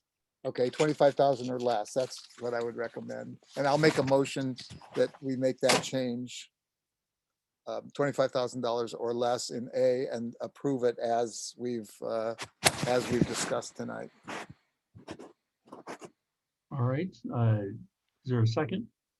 Equals or exceeds? That doesn't make sense then, does it?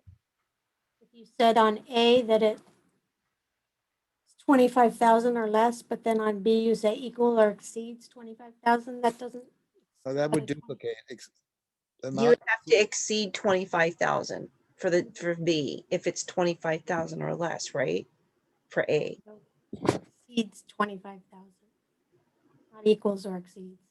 So I think that the way, if I'm understanding Director Bernstein correctly, the way it would read is A would read when the total contract amount is $25,000 or less. Yes. And B would read when the total contract amount exceeds $25,000. To get rid of the Right. equals. Okay, No, it exceeds. So if it's $25,000 in Right. one, okay. That's fine. Just before that, we had equals or exceeds. Okay, so it's been moved and seconded. Any, what exactly is the motion, Jim? Yeah, please. Because we were starting to do this motion for the entire policy, and then there was this little glitch. So are we, just a little are we, cleanup- yeah, just a little cleanup language for item A. right, so that's this motion and not for the whole policy, because No, Chuck made a it's both. motion. It's both. It's for the entire policy. Can and you it please includes- read the whole motion? Includes that cleanup language. Chuck, do you I'm want real to? sorry, everybody. That's fine. Chuck, can you repeat it? Okay, I move that we approve the amended purchasing and contracting procedures policy as discussed tonight, and with the change, and including the change to item 8A to read the total contract amount is $25,000 or less. All right, thank you. All right, any further discussion on the item? I just need to clarify, I'm so sorry, Director McLaughlin, but, and then on B, is the language staying the same for B? Yes. Correct. So it's just when the total contract amount exceeds 25,000, correct? Yes. Okay.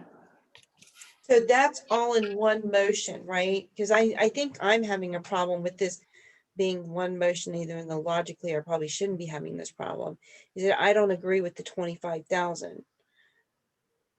And so, I mean, I don't know, I got to think about that, but Okay, Michelle, would you call the roll? yeah. Maybe public comment, just check in, please. Thank you. Is there any public comment on this issue, Michelle?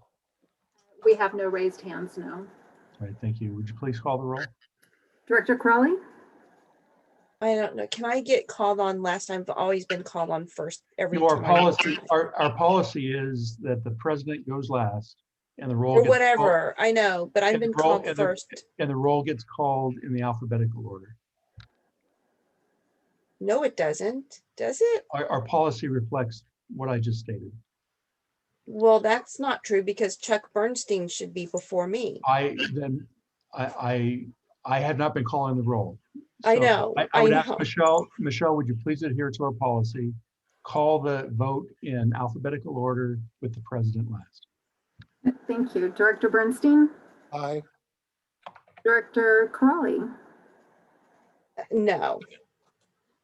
Director Jones? No. Director Solano? Aye. And Director McLaughlin? Aye.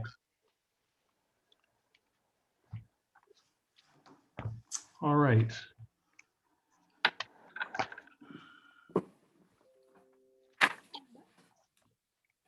Now, that brings us to, again, I'm going to take it out of order. We still have 6 to get to, but I'd like to go to number 8 now. Discuss a proposal from the Strategic Planning Committee to hire a consultant for a management review and audit of district administrative functions. So this came out of the Strategic Planning Committee, so I would ask Chuck or Rob to tee this up for us. All right, Jim? Rob? Yeah, since there's no staff report that was prepared, I'll go over basically what the concerns were relative to having this audit. And then Chuck, please add whatever else you want to add to this discussion here. In the past, there has never been an independent review of the district from an outside entity. We have the SOC report, we have the accreditation report, and then we get the physical reviews that are done, but they're all done separately. There hasn't been one audit or review of administrative services that is a complete report. Questions like training, selection process, promotional guidelines and rules, equipment apparatus review, innovations in firefighting, inventory of equipment, vehicle approval, a 5 or 10-year plan,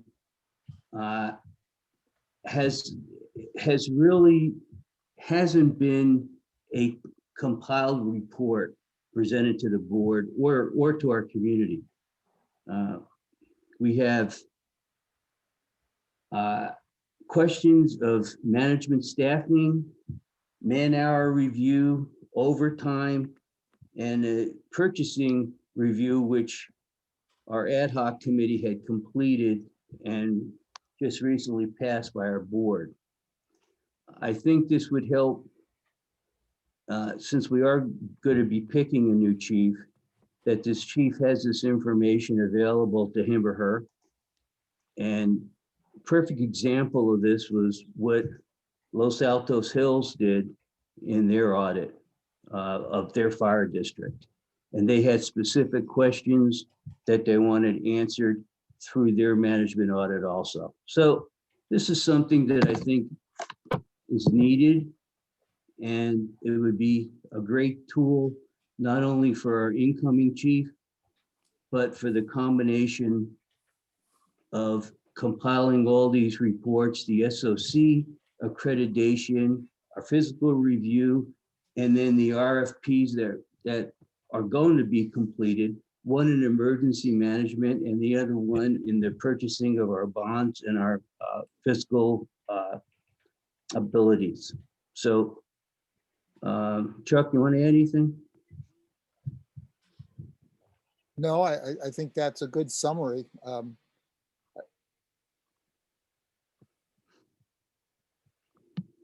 You know, I would add that the management reviews or management audits are a pretty standard function in many organizations. Again, my experience from a public safety agency, we call them chapter inspections. There was an inspection manual. The administrative functions of an operation were broken down into parts and pieces. One chapter would cover vehicle management. You know, another might be evidence control. Another might be training records, and so on and so forth. So there was we call it a critical item inspection. And any given year, you choose 2 or 3 chapters to inspect with an individual command. And it wasn't an I gotcha game. It wasn't to hold. It wasn't to find people doing anything wrong. It was more of a systems or a process evaluation. I think one of the things that came out of the procurement review that was done was, you know, some of our records aren't automated as they could be. So I would look to a management audit to evaluate our record keeping. How are we doing it? Is there room for improvement? What standard applies? And how could that system be improved upon? Again, it's not to find people not to catch people doing something wrong, but rather how do we improve a process? It's part of the ongoing process of self-evaluation and self-improvement. In the federal government, you know, if you look at the inspector generals for the various agencies, this is what they do. Again, that internal evaluation and constant self-improvement.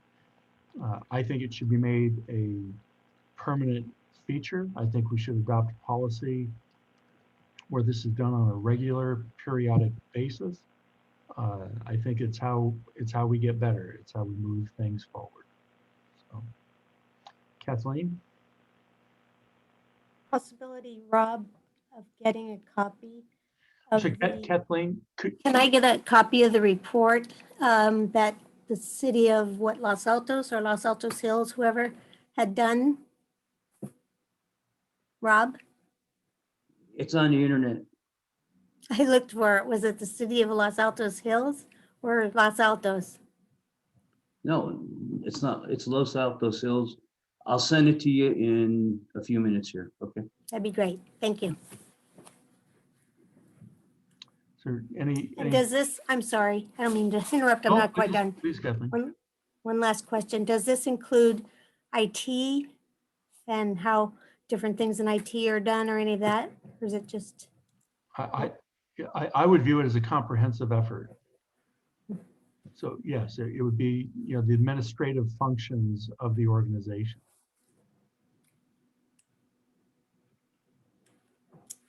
To be clear, Jim, when you say administrative functions, you mean the central office administration, nothing to do with operations, suppression or anything like that?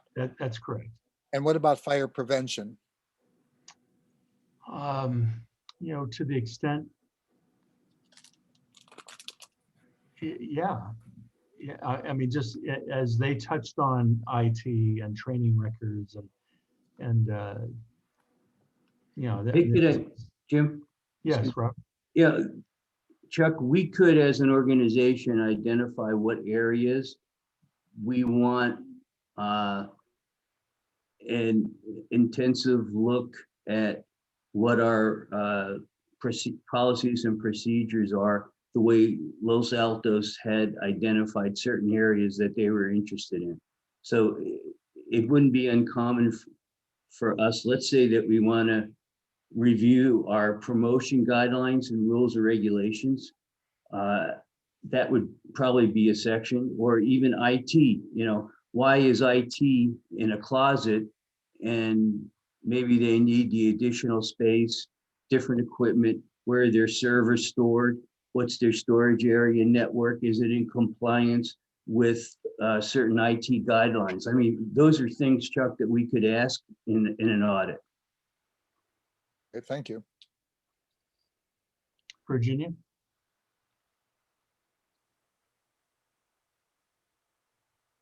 So I would not normally have a problem with, looking at this kind of an audit. My problem with this situation now is that there's no scope.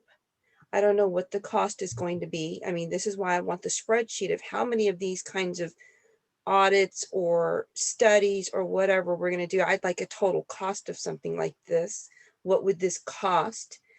I don't know what Los Altos Hills is. So if you're going to ask me to look at Los Altos Hills, at least provide it to me if you want me to vote on it. But to me, there's not enough information to even look at this unless what you're trying to do today is get the scope of this and then bring it back to us to vote on it, in which case I would like to know what you think the cost would be. And the reason I bring this up is the needs assessment thing kind of got out of hand a little bit. I mean, it became, I think what Jim wanted was actually not a bad idea in terms of specific areas. And then it became this district-wide, I don't even know what you want to call it, which I think was kind of useless.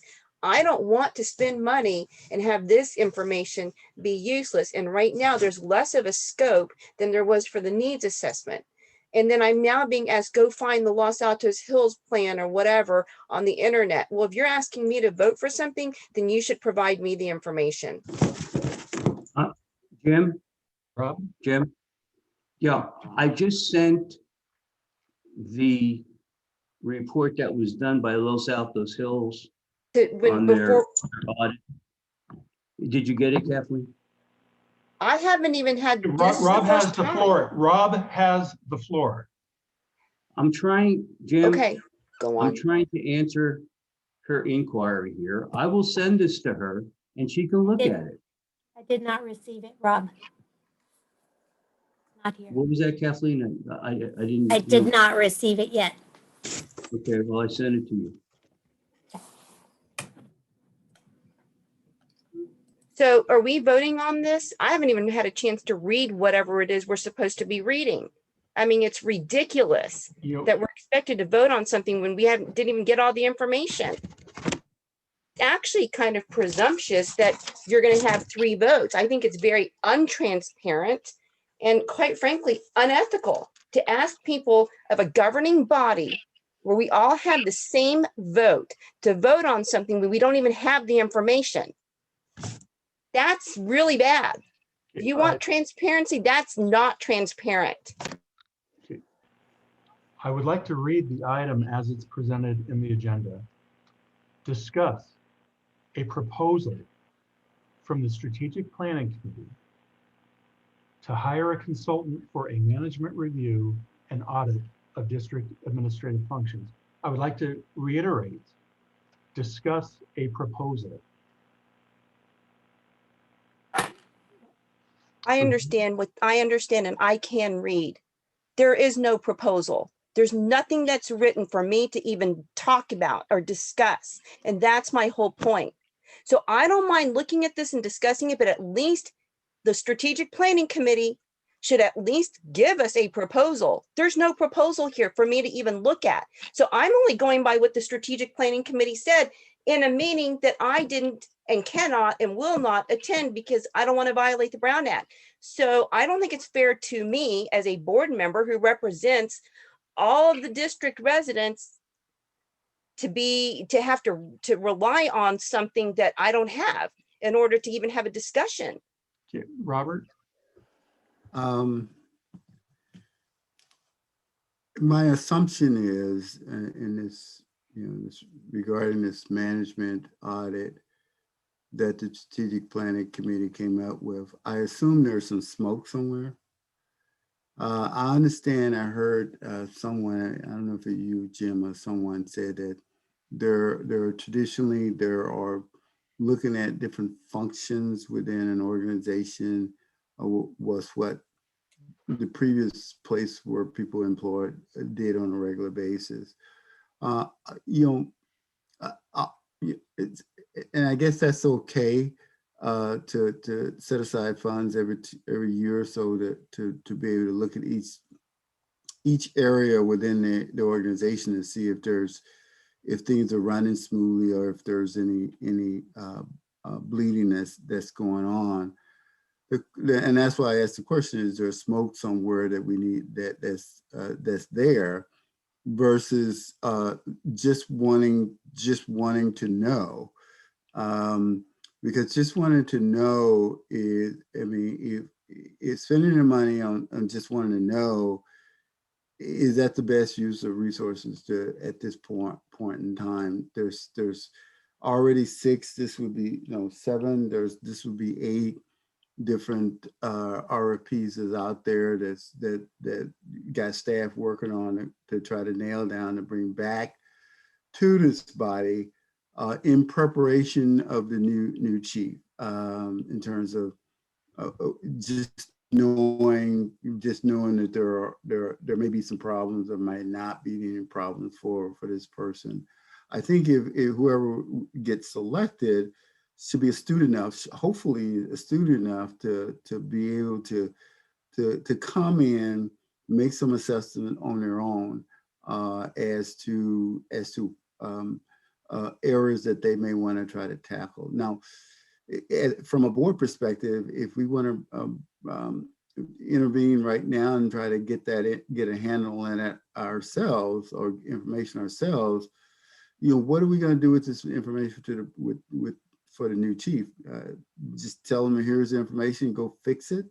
Or is that what we're trying to do? Or because I think there is a lot going on right now, and I think we need to really, and I'm not saying it's not a bad idea, I'm just saying there's a lot going on right now that the board has in terms of these 7 RFPs that's out there that has to be nailed down, has to come back in, has to be analyzed, looked at to see where, if any, problem areas there might be. I don't know if there is or not, but it has to be analyzed and looked at, and then it has to be moved on.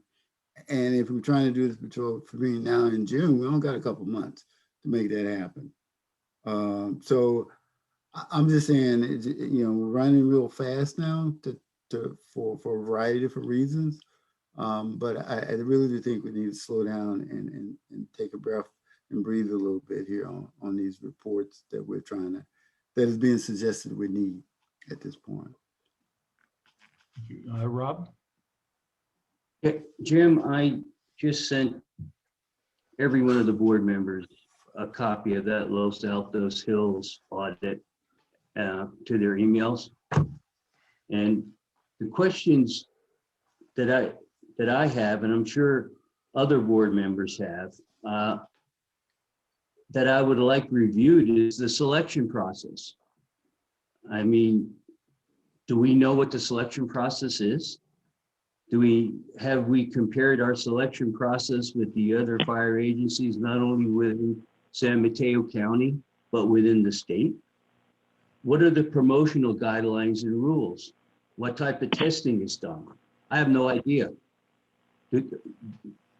Jim, Chuck, Robert, Virginia, do you know?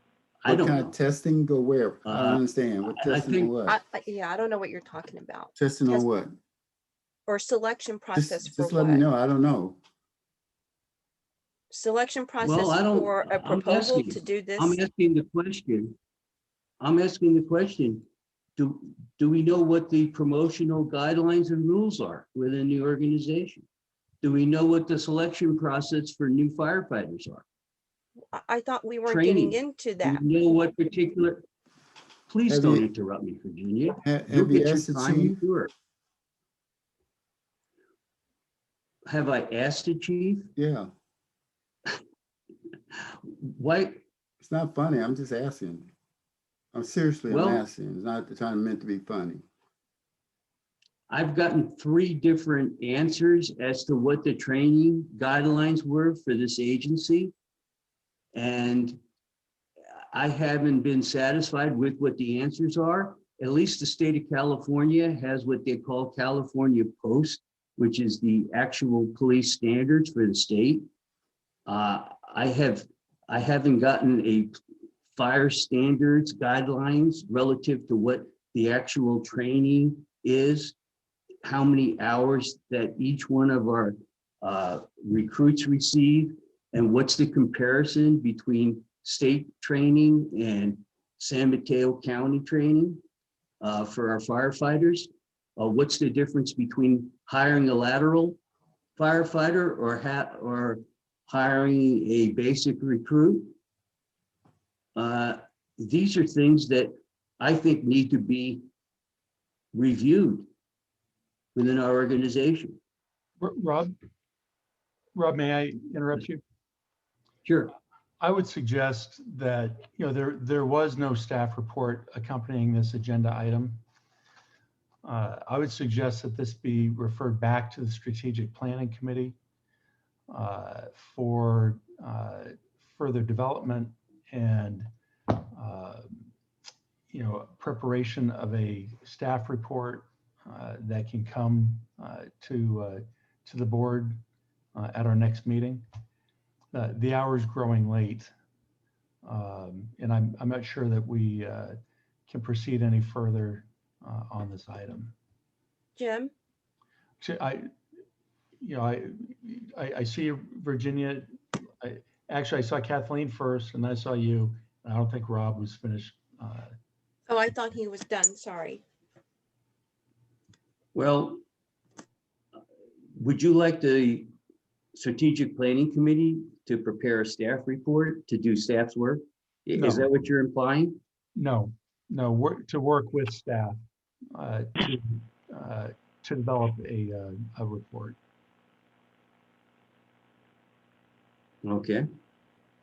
So, Do you following mean a report, Jim, or do you mean a proposal? a proposal, a staff report that addresses the issues that have been raised. Okay, That- through the chair. That incorporates the ideas that have been discussed here tonight. So, Kathleen, I saw your hand first. Would you like to? I just wondered if Rob has read through this report, because I don't see that it has any of the things that he requested. And in fact, it looks like an audit in some respects. just parts of it as an audit, like we have done every year, and other things that are, I don't think this is what he's expecting. Okay, thank you for that. And perhaps you could participate in the strategic planning committee meeting where this is discussed. Virginia? Yeah, so thanks for, taking this, getting this back to the strategic planning committee to do something, to put some shape and structure around a report so we can at least look at this.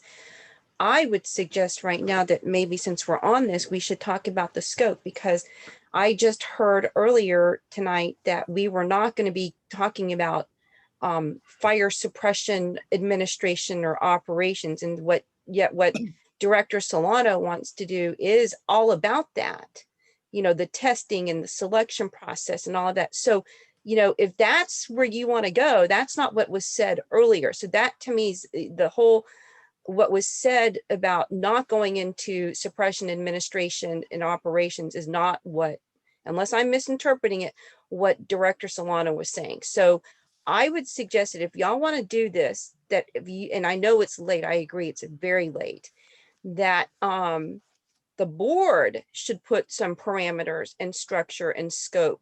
Like if we're going to say, we're not going to look at suppression administration in operations or whatever, then don't look at that.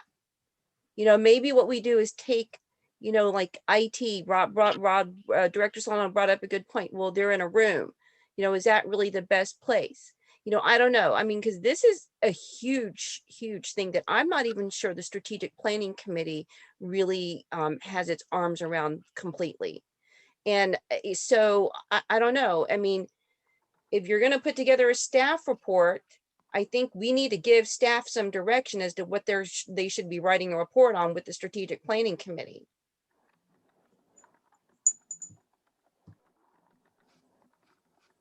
Is Rob? May I answer her?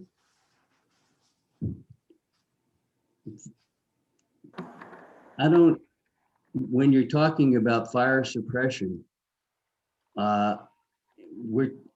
we are involved in the training mode and the actual selection process of firefighters, promotional guidelines and rules.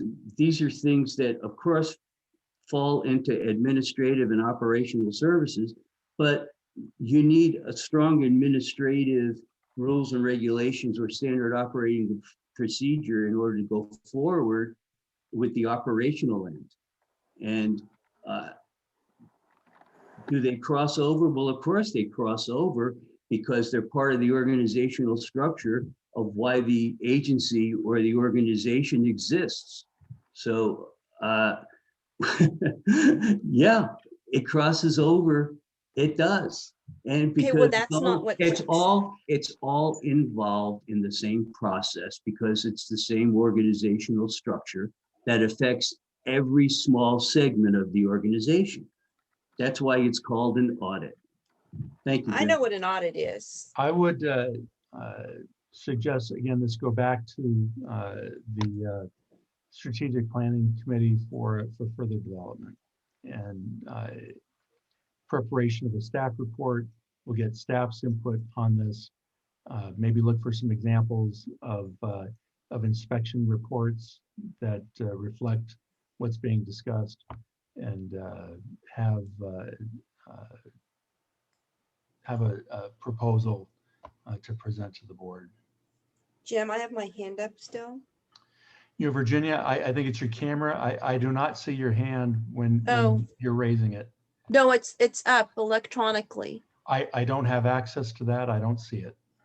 Okay, well, I've got my hand up. I just want to make sure that we are not getting into operations. We are a policy-making body. I understand the need for, extra information, but what Rob just told me is not what Chuck just said. So that's what's confusing. I do not think that this board should be involved with operations and the district's policies and procedures versus the board's policies procedures. So my understanding from a few years ago was that Mike Schaefer put together with the firefighters a district, and I don't know if Harold remembers this, a district policy and procedure, which I think is more like a manual. And that if that's what you think that we should be doing here, why are we reinventing the wheel? I'm sure they'll take your comments into consideration as they review the issue. But okay, but can Harold please tell me what exactly it is that Mike Schaefer and that team put You know, together I'm a gonna, few I'm years gonna ago? say, I think we need to cut this off. Well, I think I have the right to hear what it is that Virginia, Mike I was Schaefer not did. done speaking. I have the floor. You interrupted me, Jim. I have the floor. Thank you. No, I Virginia. had the floor. I asked Harold a question and I deserve an answer. So if Harold could please tell me what Mike Schaefer did, I just want to make sure we're not repeating the same thing. Okay, Virginia, I am charged with running this meeting. Yeah, and you're one voice like me. I'm exercising my prerogative. I'm going to suggest that given the lateness of the hour, that we stop discussion on this item now. It's been referred to the Strategic Planning Committee. If you have issues or items you want them to discuss. No, it hasn't been referred. We didn't even vote on it. Virginia, Does someone want to make a Virginia, motion? I have the floor, Virginia. You're making presumptions, Jim, that that's the consensus.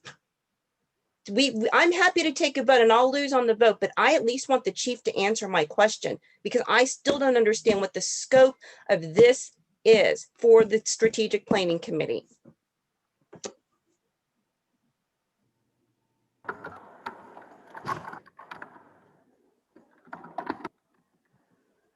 You know, procedurally here, again, I think we've run this to ground. I don't think any further discussion on this item is going to be fruitful. I make a motion that we suspend discussion on this item.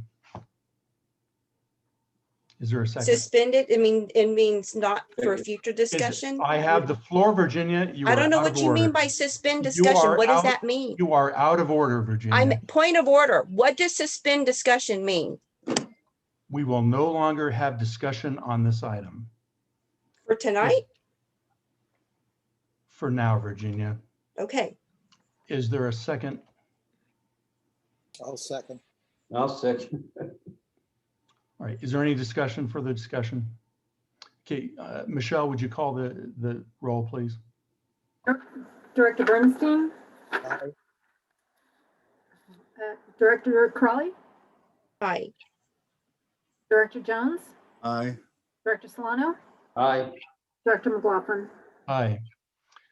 All right, the last item on the agenda is, well, again, given the lateness of the hour, you know, we still have number 5, consider nominating a member of the Menlo Park Fire Protection District Board of Directors to the Special Districts Association. I would ask, maybe we can make this short and sweet. Is there anybody that is interested in being nominated to the body? Okay, if there's no interest, then I think we can move on from this item. The last item, discuss standards of coverage. And I believe that should be coverage, isn't it? Standards of coverage. Chief, was this your item? Yeah, and I would agree due to the lateness of the hour because we still have closed session and a presentation there for AFSCME. So just to postpone it or move it to another meeting. All right. If there's no objection, we'll move that forward to the next meeting. Jim, Yes. is that going to interfere with our meeting with Atherton? Because I think, isn't the standards of coverage part of the Atherton meeting? Because I think the Atherton meeting may be scheduled before our next board meeting. I don't know. I just want to make sure that what we're hearing for the standards of coverage is going to be what we hear, that we hear that before it goes to the Atherton meeting, unless no one cares about that and we just take it to the Atherton meeting first. Is this just an update? Or That's correct. So I would say based upon what you have in close with the AFSCME labor group, that's probably more important given the hour. Okay, thank you. All right. We have, and perhaps we can move through these quickly. Committee reports. I have none. Oh, I'm sorry. Virginia's the chair. Go ahead. No, I don't, I don't have any. I mean, I've just been meeting with the various volunteer leaders and being a part of their meetings like MPC Ready, because I've just been invited to them, but I don't really have anything to report. Chuck? Call on me, I'm sorry. Yeah, Chuck, any committee reports? The only committee report I would have would be finance, and we dealt with all the issues tonight on the agenda. All right, Rob?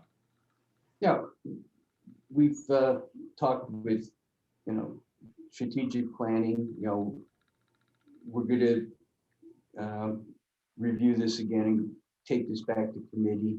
And that's, I think we've discussed enough of what we did in our committee meeting. Thank you. I have nothing to report from HR. Liaisons? Rob? Yeah, I've been appointed to the Fire Districts Association of California as an executive board member. For our Congratulations, Rob. region. So I'll be representing us with the, 370 special districts within California. Thank you. All right, thank you. Any other liaison report? All right. Reports, requests of directors. I have a report. Virginia? Just the other day, I sat through a Dumbarton Rail Corridor meeting specifically focusing on the bike path. And I think that's being resurrected again through Facebook. And I just wanted everyone to be aware. I actually just kind of in public comment, just made sure that they were aware that, we were still the fire district first response agency, and just to keep us in the loop. And I think that the chief's been involved with some of those, but I just wanted everyone to know that it's being talked about again. Anyone else? Oh, not me. President's report. I have nothing to report. Informational items, number 14, correspondence dated February 16, 2021, City of Fremont Fire Department.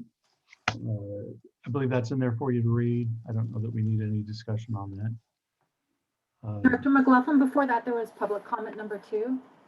Thank you, Michelle. Is there any public comment? There are no public comments. All right, thank you. Is there a motion to adjourn?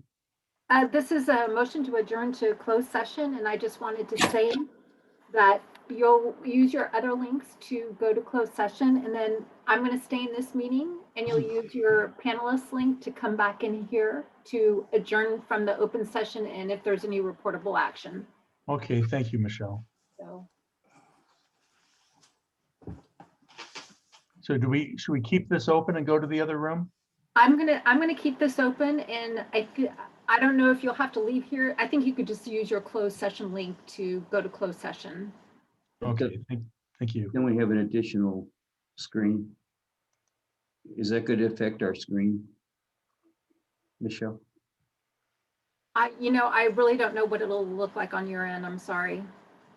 Okay. You may have to leave this meeting and then re-enter it using your panelist link. I think that's probably what we're going to have to do. Okay. Or we can always come back in, right? Yeah, well, I'm going to keep this meeting open, so Okay, yes, good, we'll be able good. to come back. Okay, thank you.